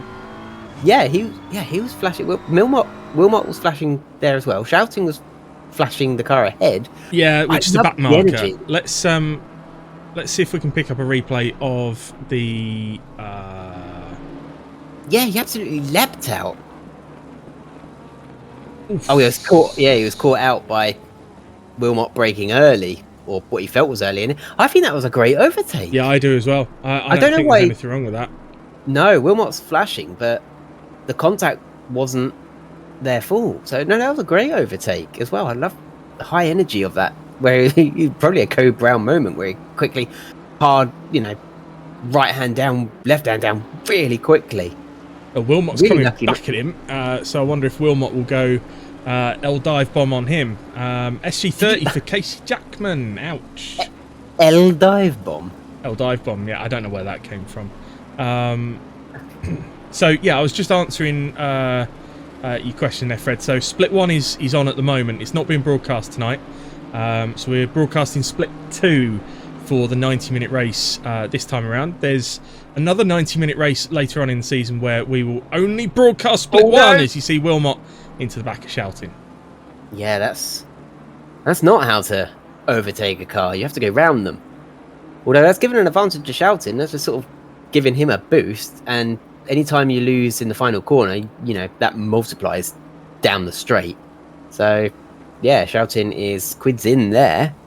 What's North Swede talking about in the chat where he says, it isn't, in my opinion? Is he talking about Ferraris? It might have been about the Ferraris, or it might have been us saying that we thought it was a fair move by Shouting. Don't know. I'm sure he'll let us know. Either Richard number says best followers, primes, and view. What? No, go away. Is that a bot? That's a bot, isn't it? It is. We get quite a lot of those. So yeah, if give me 2 seconds so I can go in and do a ban. Wilmot absolutely misses his braking point and goes. Well, Wilmot misses braking point completely and went straight on at the Variante della Roggia. So he's lost even more time to Shouting just because he's missing his braking points. He needs to calm down a little bit. Otherwise, Shouting's really going to drive away from him. He's sort of pulled out more. I'm sure it says 0.7 seconds, but I'm sure he's pulled out more time than that now. And Wilmot's got to be careful. He's going to get a drive-through penalty at some point for all these off-track excursions. As Jackman in the Bentley, who still has to make another pit stop, he's going to have to make 2 because he's got to stop and go 30-second penalty as well. I wonder if that's for off-track excursions or possibly speeding through the pit lane on his first pit stop. I don't think it was that. We didn't see it earlier.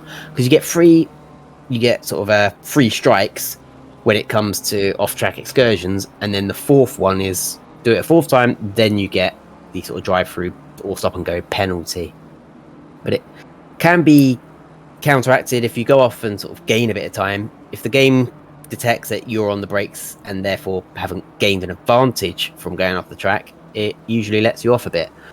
But yeah, Derek Daxel 11 seconds ahead of Jelinek. Jelinek is 11 seconds ahead of Andy Hearn, but then it's only a 3-second gap back to Shouting. And yeah, Van der Velk has lost a bit of time there.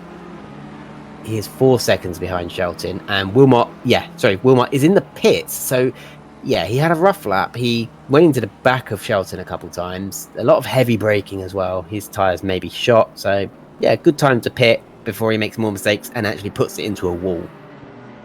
Did you get rid of the bot? I did, yeah. His message is still there, but don't click on that link. And he has been banned and reported. So, there you go. Yeah, don't... Yeah, you never get anything of quality from users on Discord, on Twitter, on Twitch, on anything, if their name is a name followed by a string of numbers. I thought you were going to say anyone called Richard. I thought you were going to have something against Richards then, but... No. One of my middle names used to be Richard, actually. Oh. Of course, it was all changed with deed poll, but yeah, my granddad. One of my middle names was after my granddad, so nothing against Richards. No, good. We don't want to alienate any Richards. All the Richards come out now in safety, like, yay, we're safe to come out. As Wilmot, is that Wilmot going off the track again? It was, yeah. He's having a rough old time, is Matt, isn't he? He is. He's had his pit stop, come out the pits, and then missed turn 1 immediately. Could give him the excuse of cold tyres, I suppose. There's Sam Roughton, I thought had a problem there, but he's just coming out the pit lane, and that's his second out of 2 stops. The Ferrari of... Was that... that's... You've got a better... That's Dog Juice.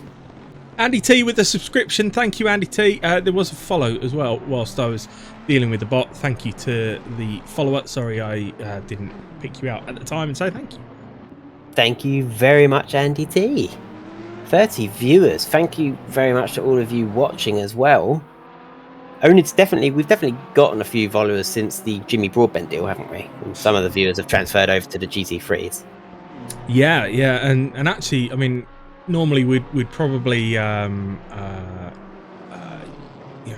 we'd probably have a little bit more than this tonight, but obviously with the 2 splits running at the same time, some of the drivers that would be watching the other split are racing at the same time. Tom 21798 is now following. Thank you for that. Cammy, I think that person is okay. Name followed by string of numbers. Yeah, I think that could be 21st of July 1998. Oh god, that makes me feel old. I.e. their birthday. Yeah. Yeah, I mean, people born in the 21st century can drive, can't they? So like, That's 3D with the follow as well. God, all of a sudden everyone with the follow. And do you know what? Go for it. If you haven't followed us before, then do it now. Now is the absolute right time to be doing so. And Tom confirms, yeah, that's my birthday. Written properly, not like Americans who go 7/21. We've got Americans listening as well. Let's not. I mean, they are stupid, but let's not tell them that. Baz3D also said, when people say don't click something, you automatically want to click it. Yes, well, you do. God, I really do, but don't. Derek Stack into the pits, making his second of 2 mandatory pit stops. Got the hazard lights on, and he will be stationary for about 30 seconds. In the meantime, Petter Jelinek and Charlton will go through and assume. Yeah, Petter Jelinek has assumed the lead already, going through the Curva Grande in the Bentley. So a change of lead. Obviously, that will be undone when Jelinek makes his stop. But yeah, he's got some clean air in front of him now. We'll see what laps he can do. Although there is going to be, I can see he's got 4 back markers right in front of him, so it's not really clean air, is it? I wonder if he'll stop at the end of this lap though, and it may be wise to, before he really catches up with that bunch. Yeah. It's just a couple of other things. So Baz says, how many stops in a 1.5 hour race? This one has got 2 mandatory stops, 4 tyres and fuel.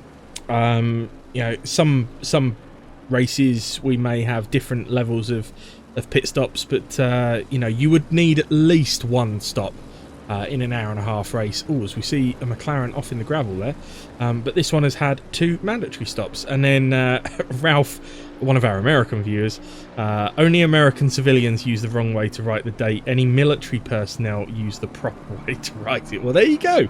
I learned something new. Because military personnel also know 24-hour clocks, don't they? Because where we'll say 10 p.m. is, it'll be 2200. Even, we don't say 2200. It will just say 2200 on our desktop, and we'll go, oh, it's 10 o'clock. Yeah. But you tell that to an American in text form, and they'll be like, oh, I don't know, that's military speak. Why are you speaking in military speak? And it's really bizarre. Our clocks on Windows don't need to say AM and PM. Anyway, we should probably get back to the racing at hand. But this is also the nation where they can't just say that you go horse riding. They have to say you go horseback riding, because they just want to clarify which part of the horse you're going to ride. Yeah, glasses. What kind of glasses? Eyeglasses. Oh, okay. Oh, that's right. I don't put them on my knee. No, Anyway, we love you, America. Yeah, I do want to go back to America, but the way certain states have got anti-trans laws does make me a bit nervous going back there now. Yeah, I can imagine. I know they're aimed at young people and people in school, but I still wonder if that sort of general anti-LGBT attitude would overspill, and I'd get accosted going into the toilets. Yeah, whereas I'd be welcomed with open arms. Here comes another fatty. I don't know why that was in Irish, but Jesus, yeah. The key to speaking in an American accent, I think, is just to keep a flat tone. You never go up or down unless you're asking you can go up if you something like you're asking a question at the end of a sentence. But I think it's only people from certain states that do that. Yeah, I'm not even going to attempt accents. That doesn't happen unless it's me taking the mickey out of his Lucky Charms. Ralph says not all Americans talk like that. No, they don't. No, they don't. And thanks for the raid, by the way, Ralph. Much appreciated. Hi, Miles Dixon, and good day, Parkin 90, which must be Alex Parkin. Hang on a minute. Right, okay. I know why Parkin's here, and I'll explain in just a second. But why is Miles Dixon here? Surely he should be. He should be racing in Split 1. That doesn't bode well, then, does it? No, it does not. But I'm sure he can tell us why.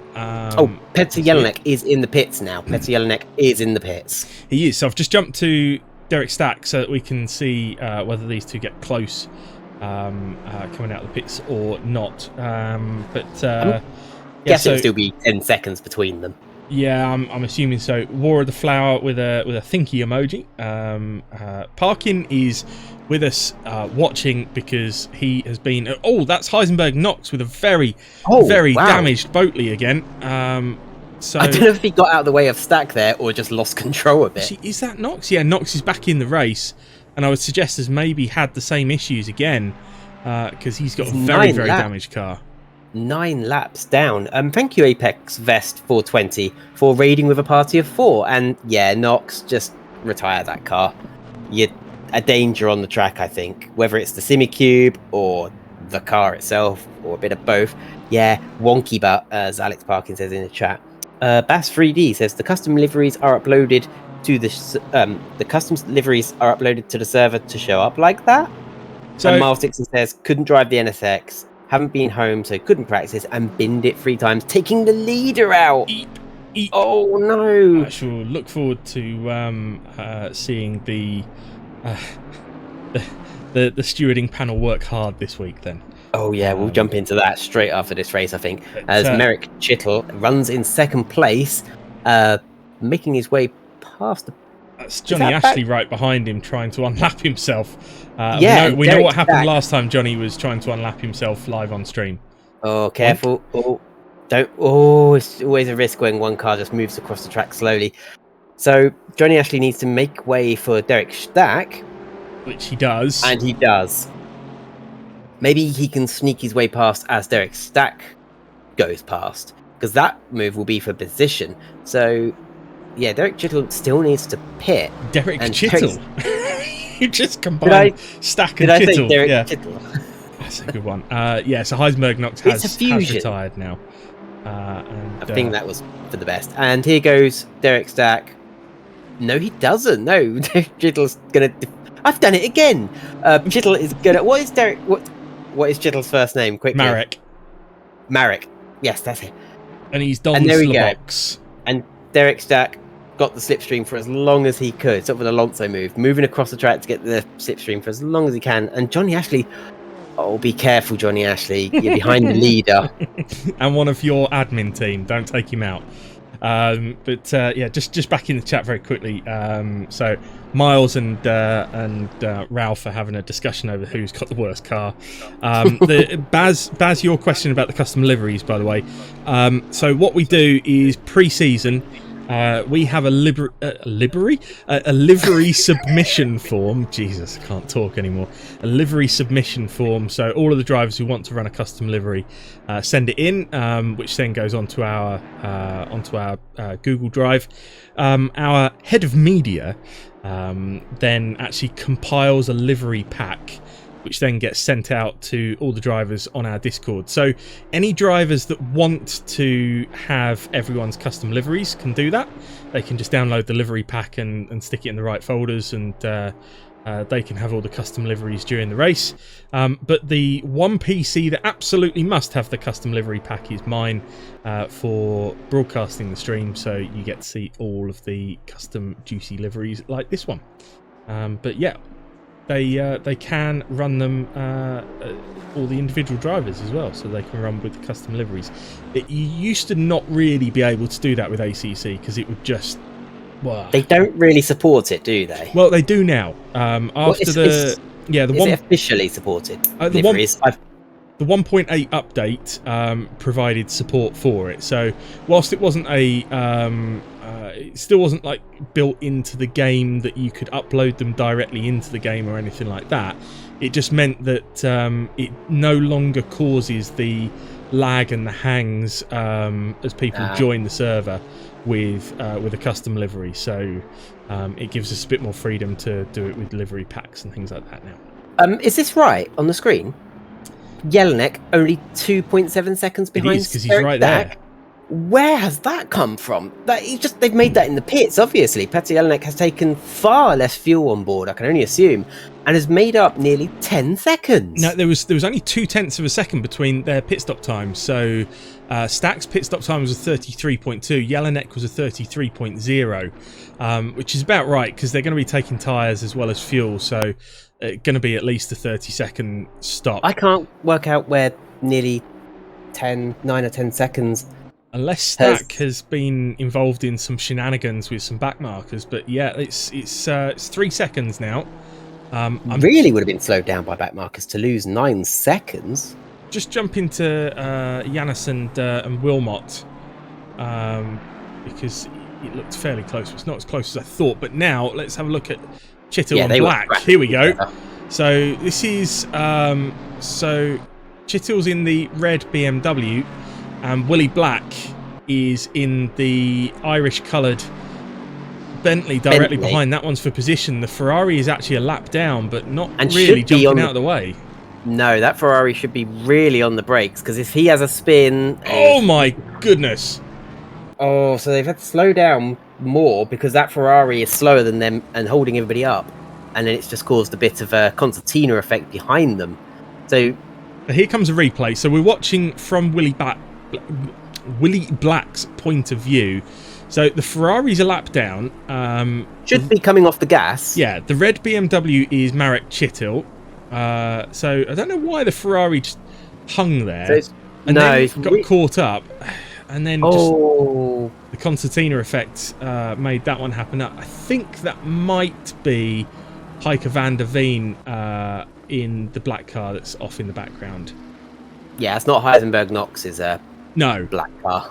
There is more than one out there. But yeah, that Ferrari sort of got the curb wrong and then was in the middle of the track and then sort of got bonked by the car behind. But hey, if you're a lap down or 2 laps down, or even if you're going down a straight and you've got this string of cars behind you, just move over off the racing line and just come off the gas. It's really simple to do. That way you don't have to go into a chicane thinking, oh crap, I've got these 4 leading cars behind me. Where do I let them pass? It's not up to them really to dive bomb you and try and get past. You need to just come off the gas, 100, 200 meters sooner through the corner. As Petr Jelinek is flashing his lights, who's he behind? Is that Johnny Ashley? That's Johnny, yeah. Now, so just to clarify, the way we do blue flag rules at oNiD is we do not have an expectation for the slower car to just jump out of the way. However, the expectation is that the slower car allows the move to be made safely. So the faster car actually makes the overtake. The slower car is to allow it to happen safely.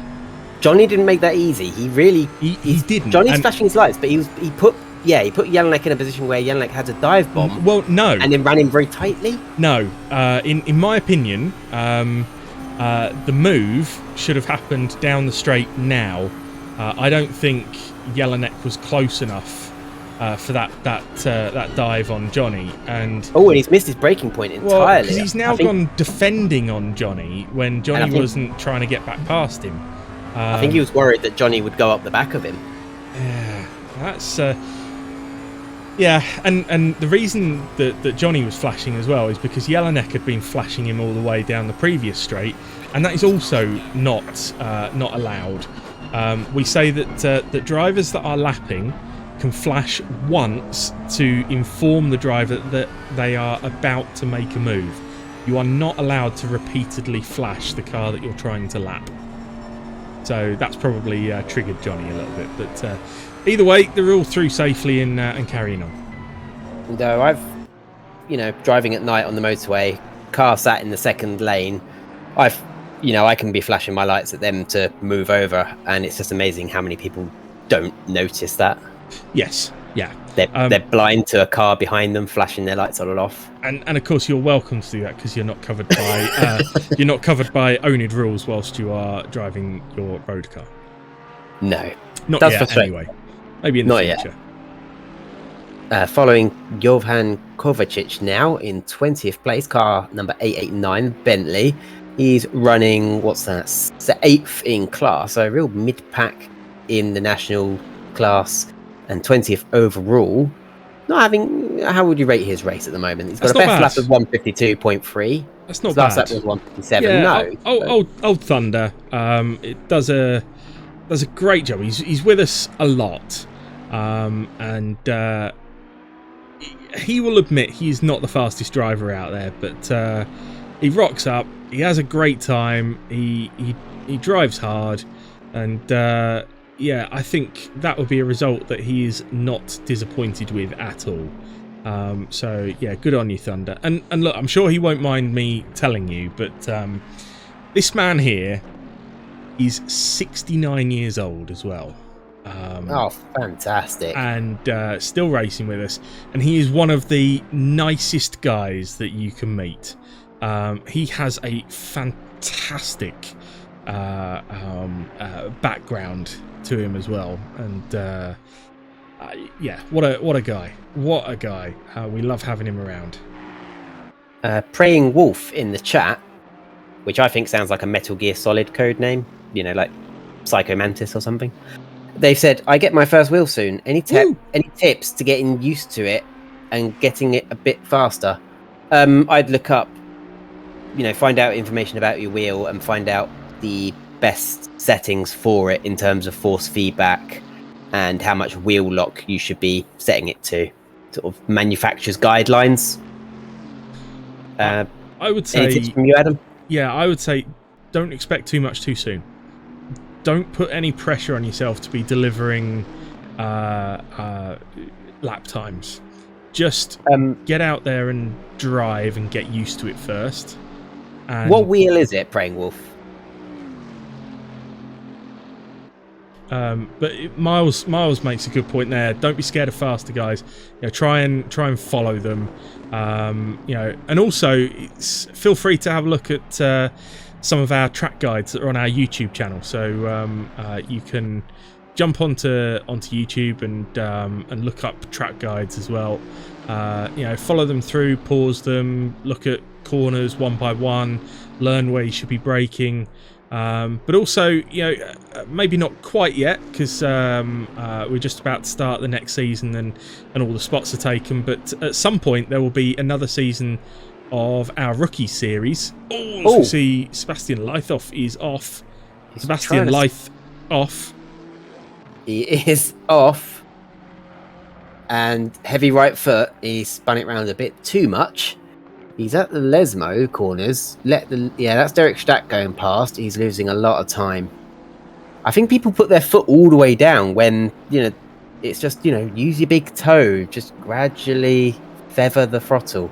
Yeah. But the wheel spin people get, it's just like all or nothing, as if it's, you know, they're just pressing the X button on an Xbox controller or a PlayStation. Famorna, thank you for the follow. But yeah, just to finish off what I was saying, you know, it's important just to do laps, no pressure, watch the track guides, follow other cars around, get yourself in some open lobbies and things like that, and then look in the future, come and join our Rookies League, because our Rookies League has actually got dedicated coaches that will help you improve your racecraft and setup knowledge and everything like that. So look out for the next time we're signing up recruits for the Rookies League.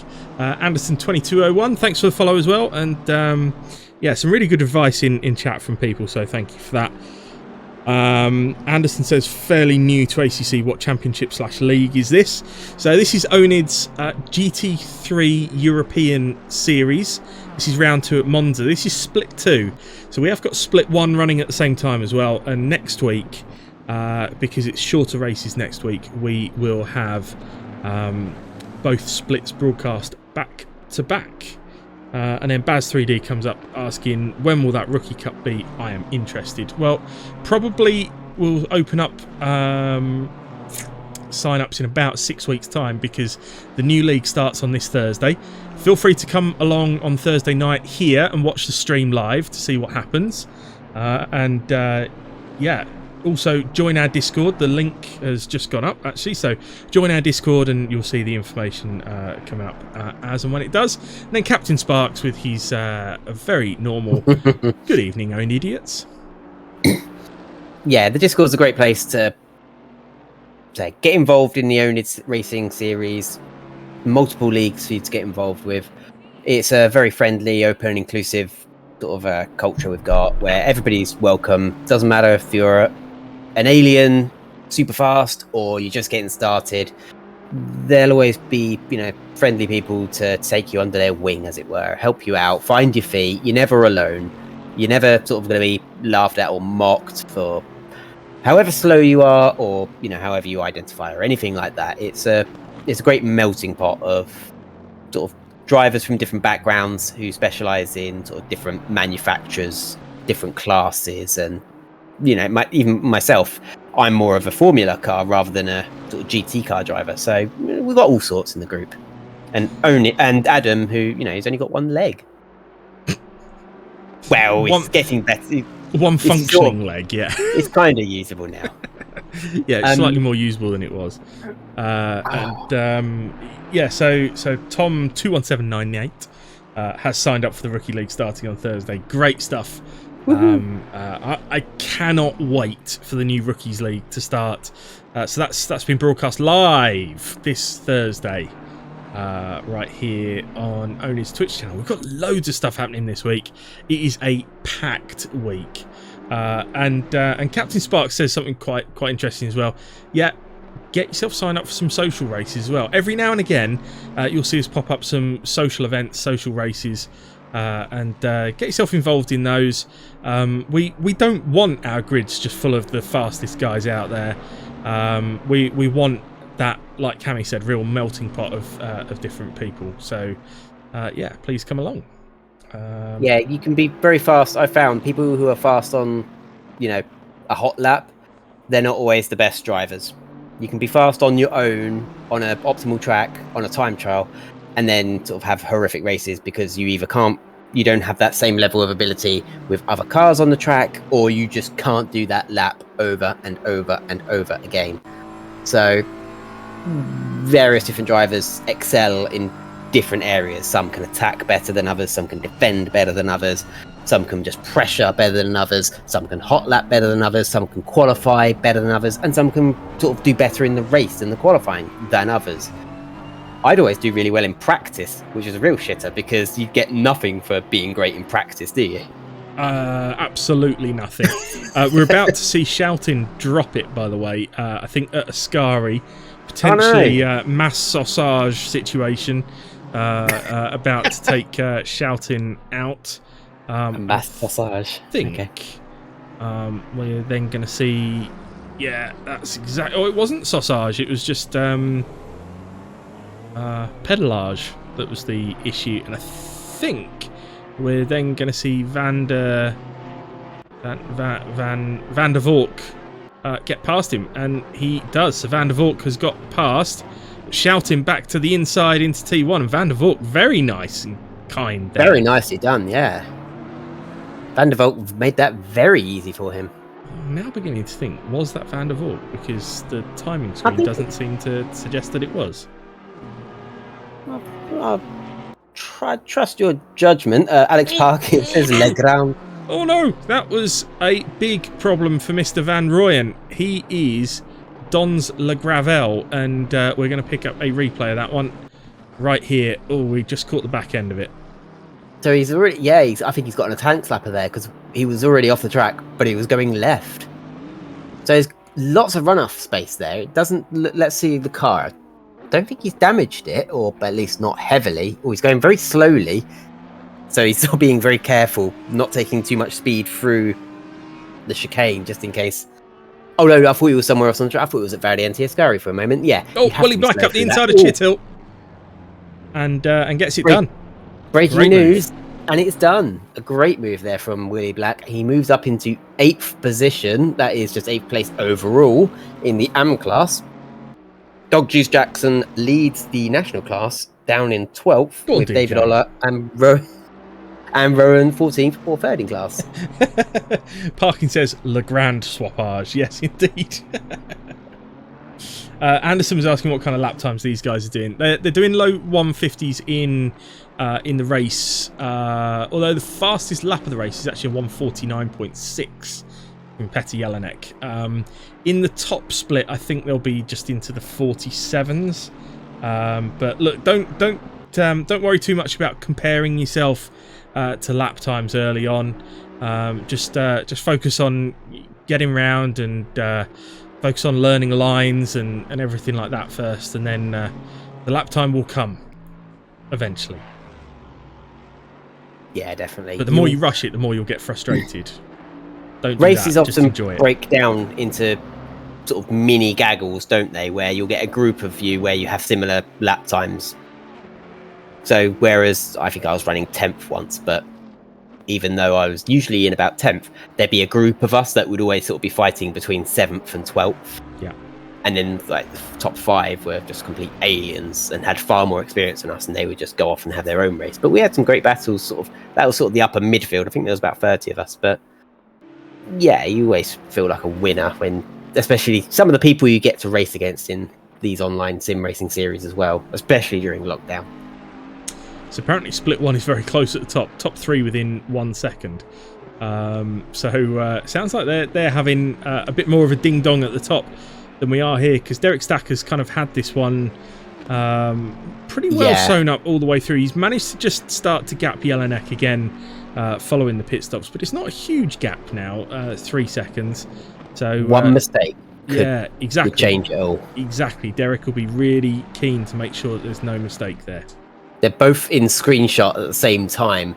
That Ferrari needs to make way quickly for Petr Jelinek. Petr Jelinek's going to be sort of screaming like, well, he's getting a great slipstream from it at the moment, but as soon as that benefit sort of is being outdone by, you're just in my way now, he'll want that Ferrari to move right over. Yeah, Jelinek was actually 0.3 slower than Stack on the previous lap.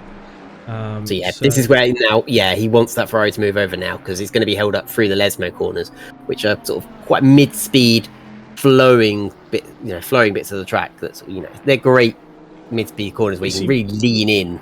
You see, right now that Ferrari's doing just the right job, because you would now want the Ferrari to pull off the racing line, just blend off the throttle a little bit, and just make it nice and easy for everyone. So that's what you'd hope would happen now. Doesn't look like it's happening. He's going to be behind it through the Ascari. Yeah, that Ferrari has not moved over yet, so he's going to be costing him time through these, faster corners where, he can carry more speed and has more experience. Yeah, gap it's going to be hurting him. So it's gone up by a couple of tenths to that middle part of the lap. We'll see where they are at the end of the lap as well, but definitely losing some time here right now. And Derek Stack has got some clear space in front of him. Yeah, and Petr Jelinek is still behind this Ferrari. He's got a tighter line through the Michele Alboreto Parabolica. He's going to get the pass done now, but that Ferrari didn't make it easy for him, did it? Who is that, by the way? Let's try and check who that is. They're drag racing down to the first corner as well. I think so that's McNeil, if I remember rightly. He's back on the racing line now. So, yeah, McNeil 3.5 taking a lot of 3.5 a gap, so 0.4 slower than Stack on the previous lap, but I think that's going to be too much, because this is the final lap. Yeah, unless Derek Stack makes a mistake now. And it can happen when you deliberately drive slower because you think, I'm going to take it easy now. You come out of your rhythm and it's easy to make a mistake, but it looks like Derek Stack's got it all in hand. The gap's up to 4.5 seconds now because of Jelinek being held up by the Ferrari, but better he won the last race, he'll be happy with second, and Stack came second last race and will be happy with first. The only podium sitter who was there last time, who isn't there this time, is Willie Black, and his place will be taken by Andy Hearn, it looks like, who is 27 seconds down the road. That's it, time's up, 0-0-0-0. And we're coming round Variante Ascari, and this is it now. If Stack just has one long 180-degree right-hander to navigate, and the race is his. But I don't think he'll catch that back marker ahead. I think he'll not come across them before he comes across the line. Just before he finishes, thank you, Roy, for the follow just there. But Cammy, I'll hand back over to you for the Stack across the line. Very much. So, yep, Derek Stack now. He started on pole. He led the field away and takes the win at Monza. second round of the oNiD GT3 European Series. A fantastic result, and Petr Jelinek comes across for the silver medal in second place for OnGross Racing. A fantastic race. Both of them didn't really put a foot wrong all through the race. And here is Andy. No, can we go back to Andy Hearn? We've got Van der Velde there in sixth. Van der Valk has dropped it on the final lap. Oh, that's a crushing shame for the Canadian. I'll assume he's Canadian. I'm assuming so with that rear wing end plate. But there is Hearn across the line for third. Takes the bronze medal for third with the 666 Mark of the Devil car. Here comes Janus Scholtin, chased all the way by Wilmot down to the final moments. Scholtin fourth, Wilmot fifth, and Van der Velk. Will he scrape away? No. Across the line at the same time then was Graham Jackson, who picks up the win in national class. Congrats, Graham. Great to see you taking the win there. Dog Juice. Yeah, Dog Juice, a great win for Dog Juice. And where is Rowan? We don't get a time because Jackson must have been the last of the cars not to be lapped twice. So for Rowan, and there we go, Rowan is across the line and secures second place in the national class. That is his first podium and Jackson's first podium, or first win in class, and David Oller, his first podium in class. So none of our podium sitters from round one made it onto the podium for round two. No, I think that may have been something to do with what happened on lap one. But you see Willie Black and Marek Chittle across the line in 8th and 9th. So I think we're just waiting for a couple to finish. Danny Medina is one of them. And here he comes. And there we go. That's it. Everyone's finished. Well, there's going to be a lot of checking the footage of drivers, because a lot of them are going to be frustrated with how their race began. A lot of them are going to be frustrated with there was a few spins and a few people not holding on to the brakes. But there's going to be a few happy drivers out there, such as Derek Stack, who they were fairly untroubled.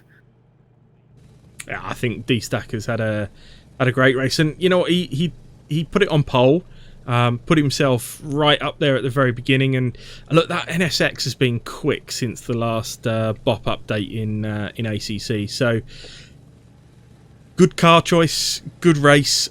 He's done very well tonight. So lovely to see our main man from America take the win there. So yeah, D-Stack is one of our admins, and he is our North American lead within the admin team.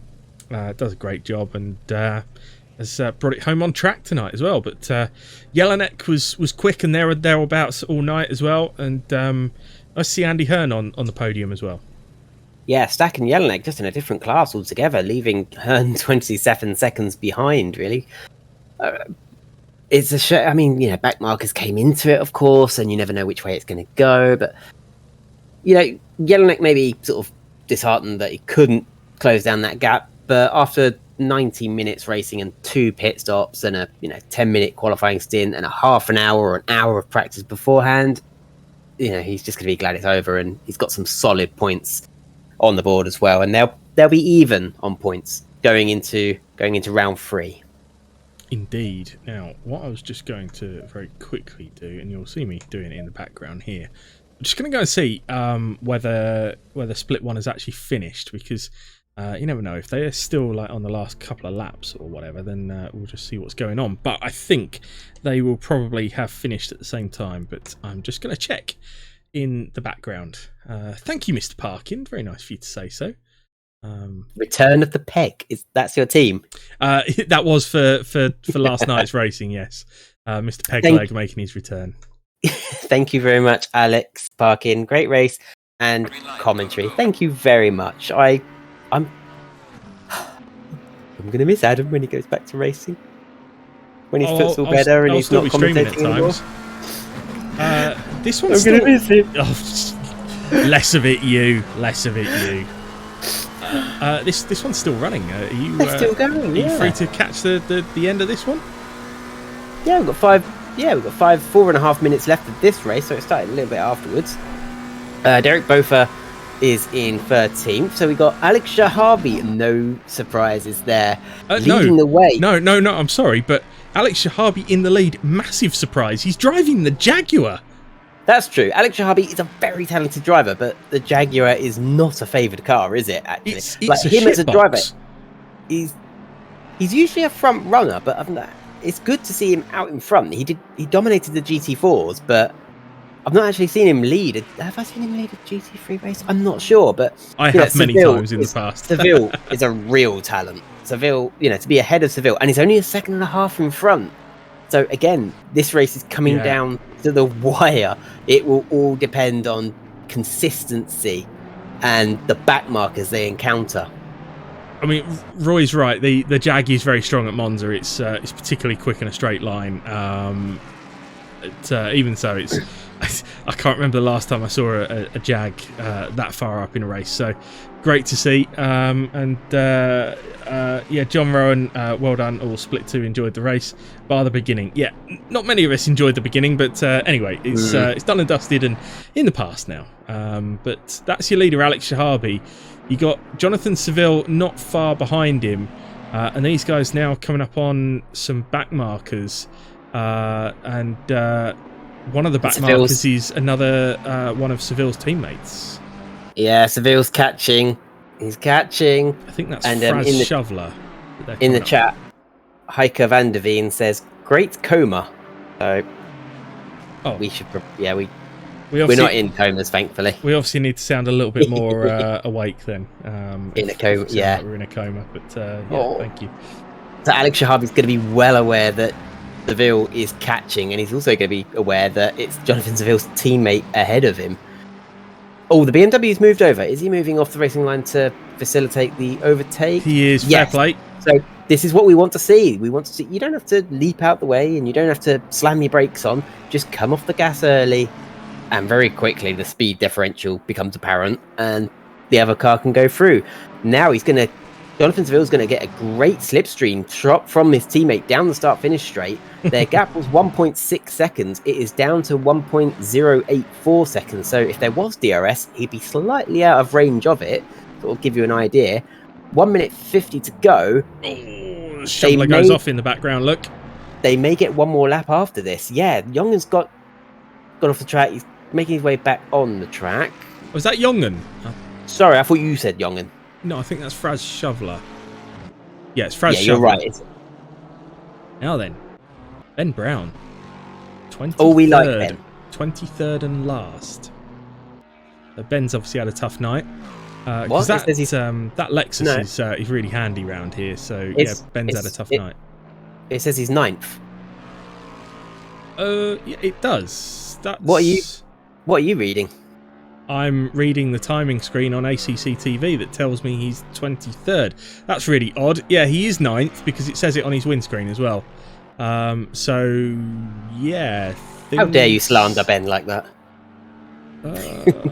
Mine says George McDonald's 9th, but he's 10th. So, okay, so it seems to be one driver is mixed up on my timing screen. So, there we go. Alex Shahabi, he's got that lead back up to 1.1 seconds now. 36 seconds left. Are they going to get another lap in? Yes. I think they are. Yeah, 30 seconds left, and they're just about to come around the Michele Alboreto Parabolica.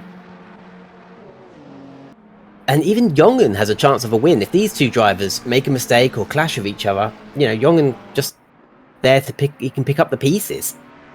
And Seville's number. Oh, I thought it changed to number 4 there. Thought something went wrong there. Anyway, 9 seconds to go as they cross the line.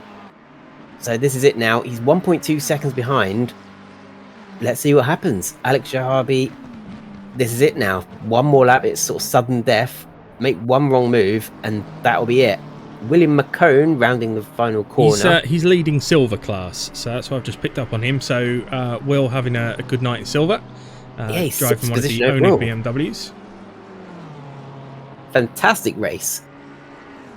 And he's got Dylan Beeson just ahead of him, but he won't be sort of attempting any overtakes there. There's no point. He'll just be sort of keeping tucked behind. Yeah, different classes. Different classes and following along. If we can go back to, I think, got to follow Shahabi and Seville. Just see if they're, and good time to check in on them. Alex Shahabi was very wide at the first Lesmo. And Seville, it looks like he gains in the corners, but that's just the concertina effect. There's still 1.2 seconds between them.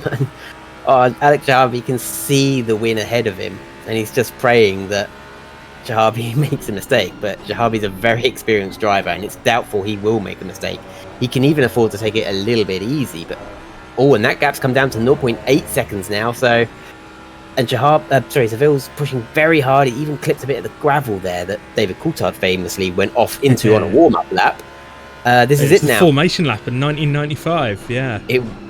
Jahabi's just got this one corner to go, and I don't think Seville's dreams are going to come true of Jahabi making a mistake. He's rounding that last corner much more tightly, but it's going to be Alex Jahabi who takes the victory in the pro class with Seville 6/10 in the end.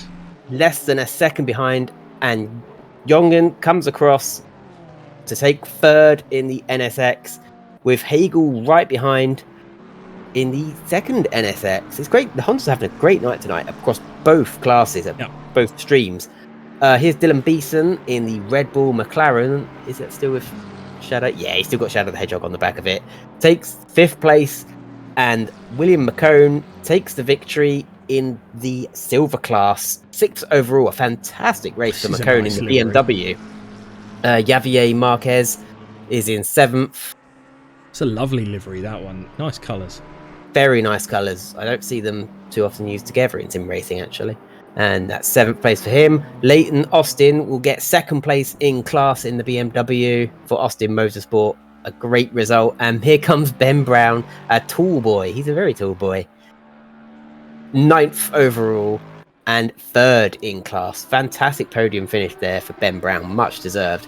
And to round out our top 10, here comes George McDonald in the Lamborghini.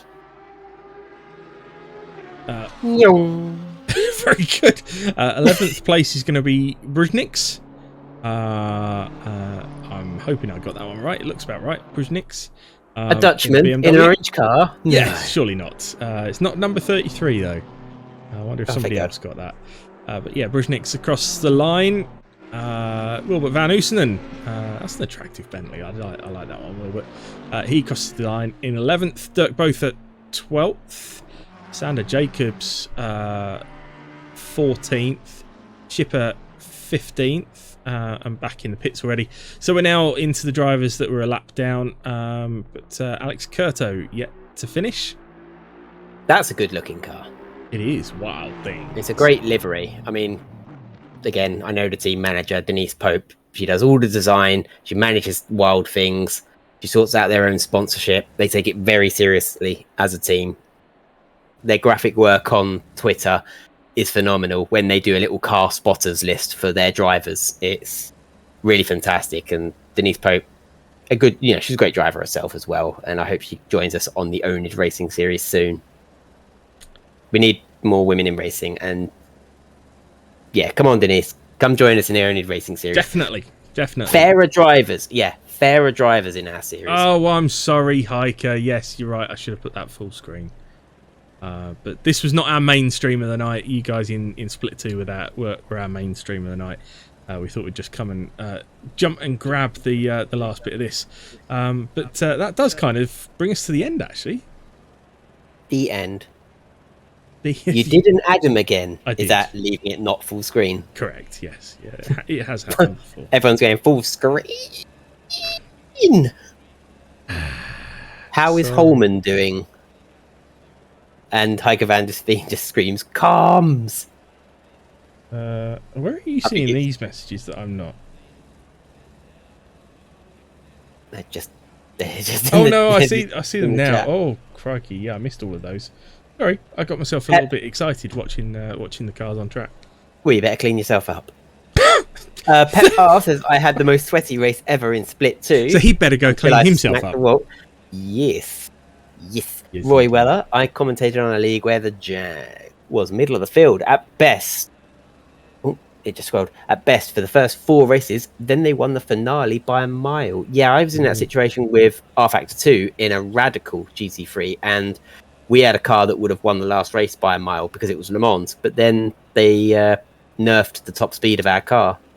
So the one track we would have had an advantage at, we lost it. And then Ben Brown beat me. Wow. And then Ben Brown won a phone and I didn't. Oh, God, yes. Wow. Of all the things you could win, hey? Yeah, he won an iPhone 9, I think.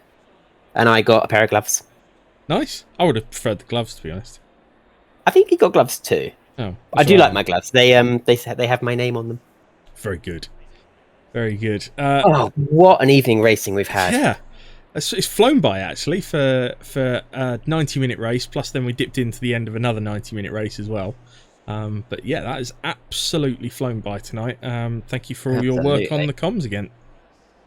Oh, it's been a pleasure. And it's, 30 of you watching as well. Thank you very much. Yeah, loads of new followers tonight as well, which is absolutely fantastic. Really, really great to have you along. And Captain Spark says Cammy is a star. She is. Well done, Cammy. Mostly helium and hydrogen and burning at 1,000,000 degrees and sort of massive and round.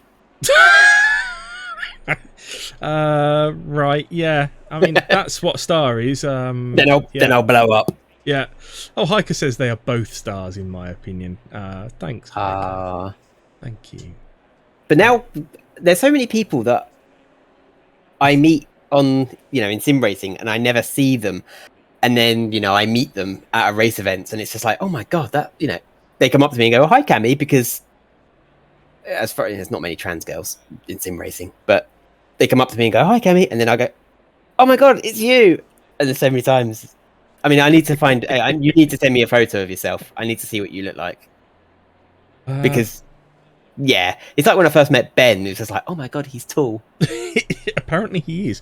There's still. Well, I'm 5'5". Everyone's tall. I still haven't met any of the people from oNiD, but we're going to sort that out. That out soon. Even I can't talk tonight. Yeah. Ben says I've met you. You aren't massive. So I'll take that as a compliment, Cammy. To be honest, I'm 5'5". The fun thing is, I've used fairly low but still sort of high-heeled shoes on sim racing, and it really kind of not emasculated men, but it kind of like, oh, she beat me and she had those shoes on. I love it. And then it's like when I was, when I'm taking it seriously, it's like, right, I'm unzipping them now. They're coming off. I can't race in shoes. I have to use socks. Well, at the moment, I'm having to race in one shoe because I always use socks, but I'm having to use a shoe on the right foot at least because it's not quite at the sock stage yet. But War of the Flower, very kind of you. Great night of racing, and you two are great on comms. Appreciate that. Dog Juice, massive meet up at the Boozer. Yeah, we've all got to get down the oNiD arms at some point, definitely. And Petty Yellowneck, great commentary, guys. Thank you. You are very, very welcome. So, Cammy, much planned for this week? I'm going to be in the process of planning my trip to Zolder, actually. Ooh, nice. Yeah, I'll be going to the ERA Championships headquarters at Zolder. I'll be along with Richard Morris, the founder of Racing Pride. He'll be taking their Dome Formula 4 car, the F110E, so it's like an electric Formula 4 car. He'll be taking it out for a test drive. I'll be testing it later in the year when their racing school initiative is up and running. And we'll be sort of checking out the factory, the mechanics, the engineers, meeting up with the sort of CEO of ERA Championship, maybe meeting up with people who run the ETCR as well, if anyone's aware of the Electric Touring Car Racing Championship. You need to talk to one of our admins, Whiskey Medicine. I'll introduce you because it's exactly what it sounds like. Is he Irish? No, he's not. He's not. But Whiskey is one of the mechanics for the ETCR program. I don't know whether mechanics is right. He's probably a lot more senior than that. I don't know, but he travels around around Europe with the ETCR campaign. So he actually works for Williams Racing.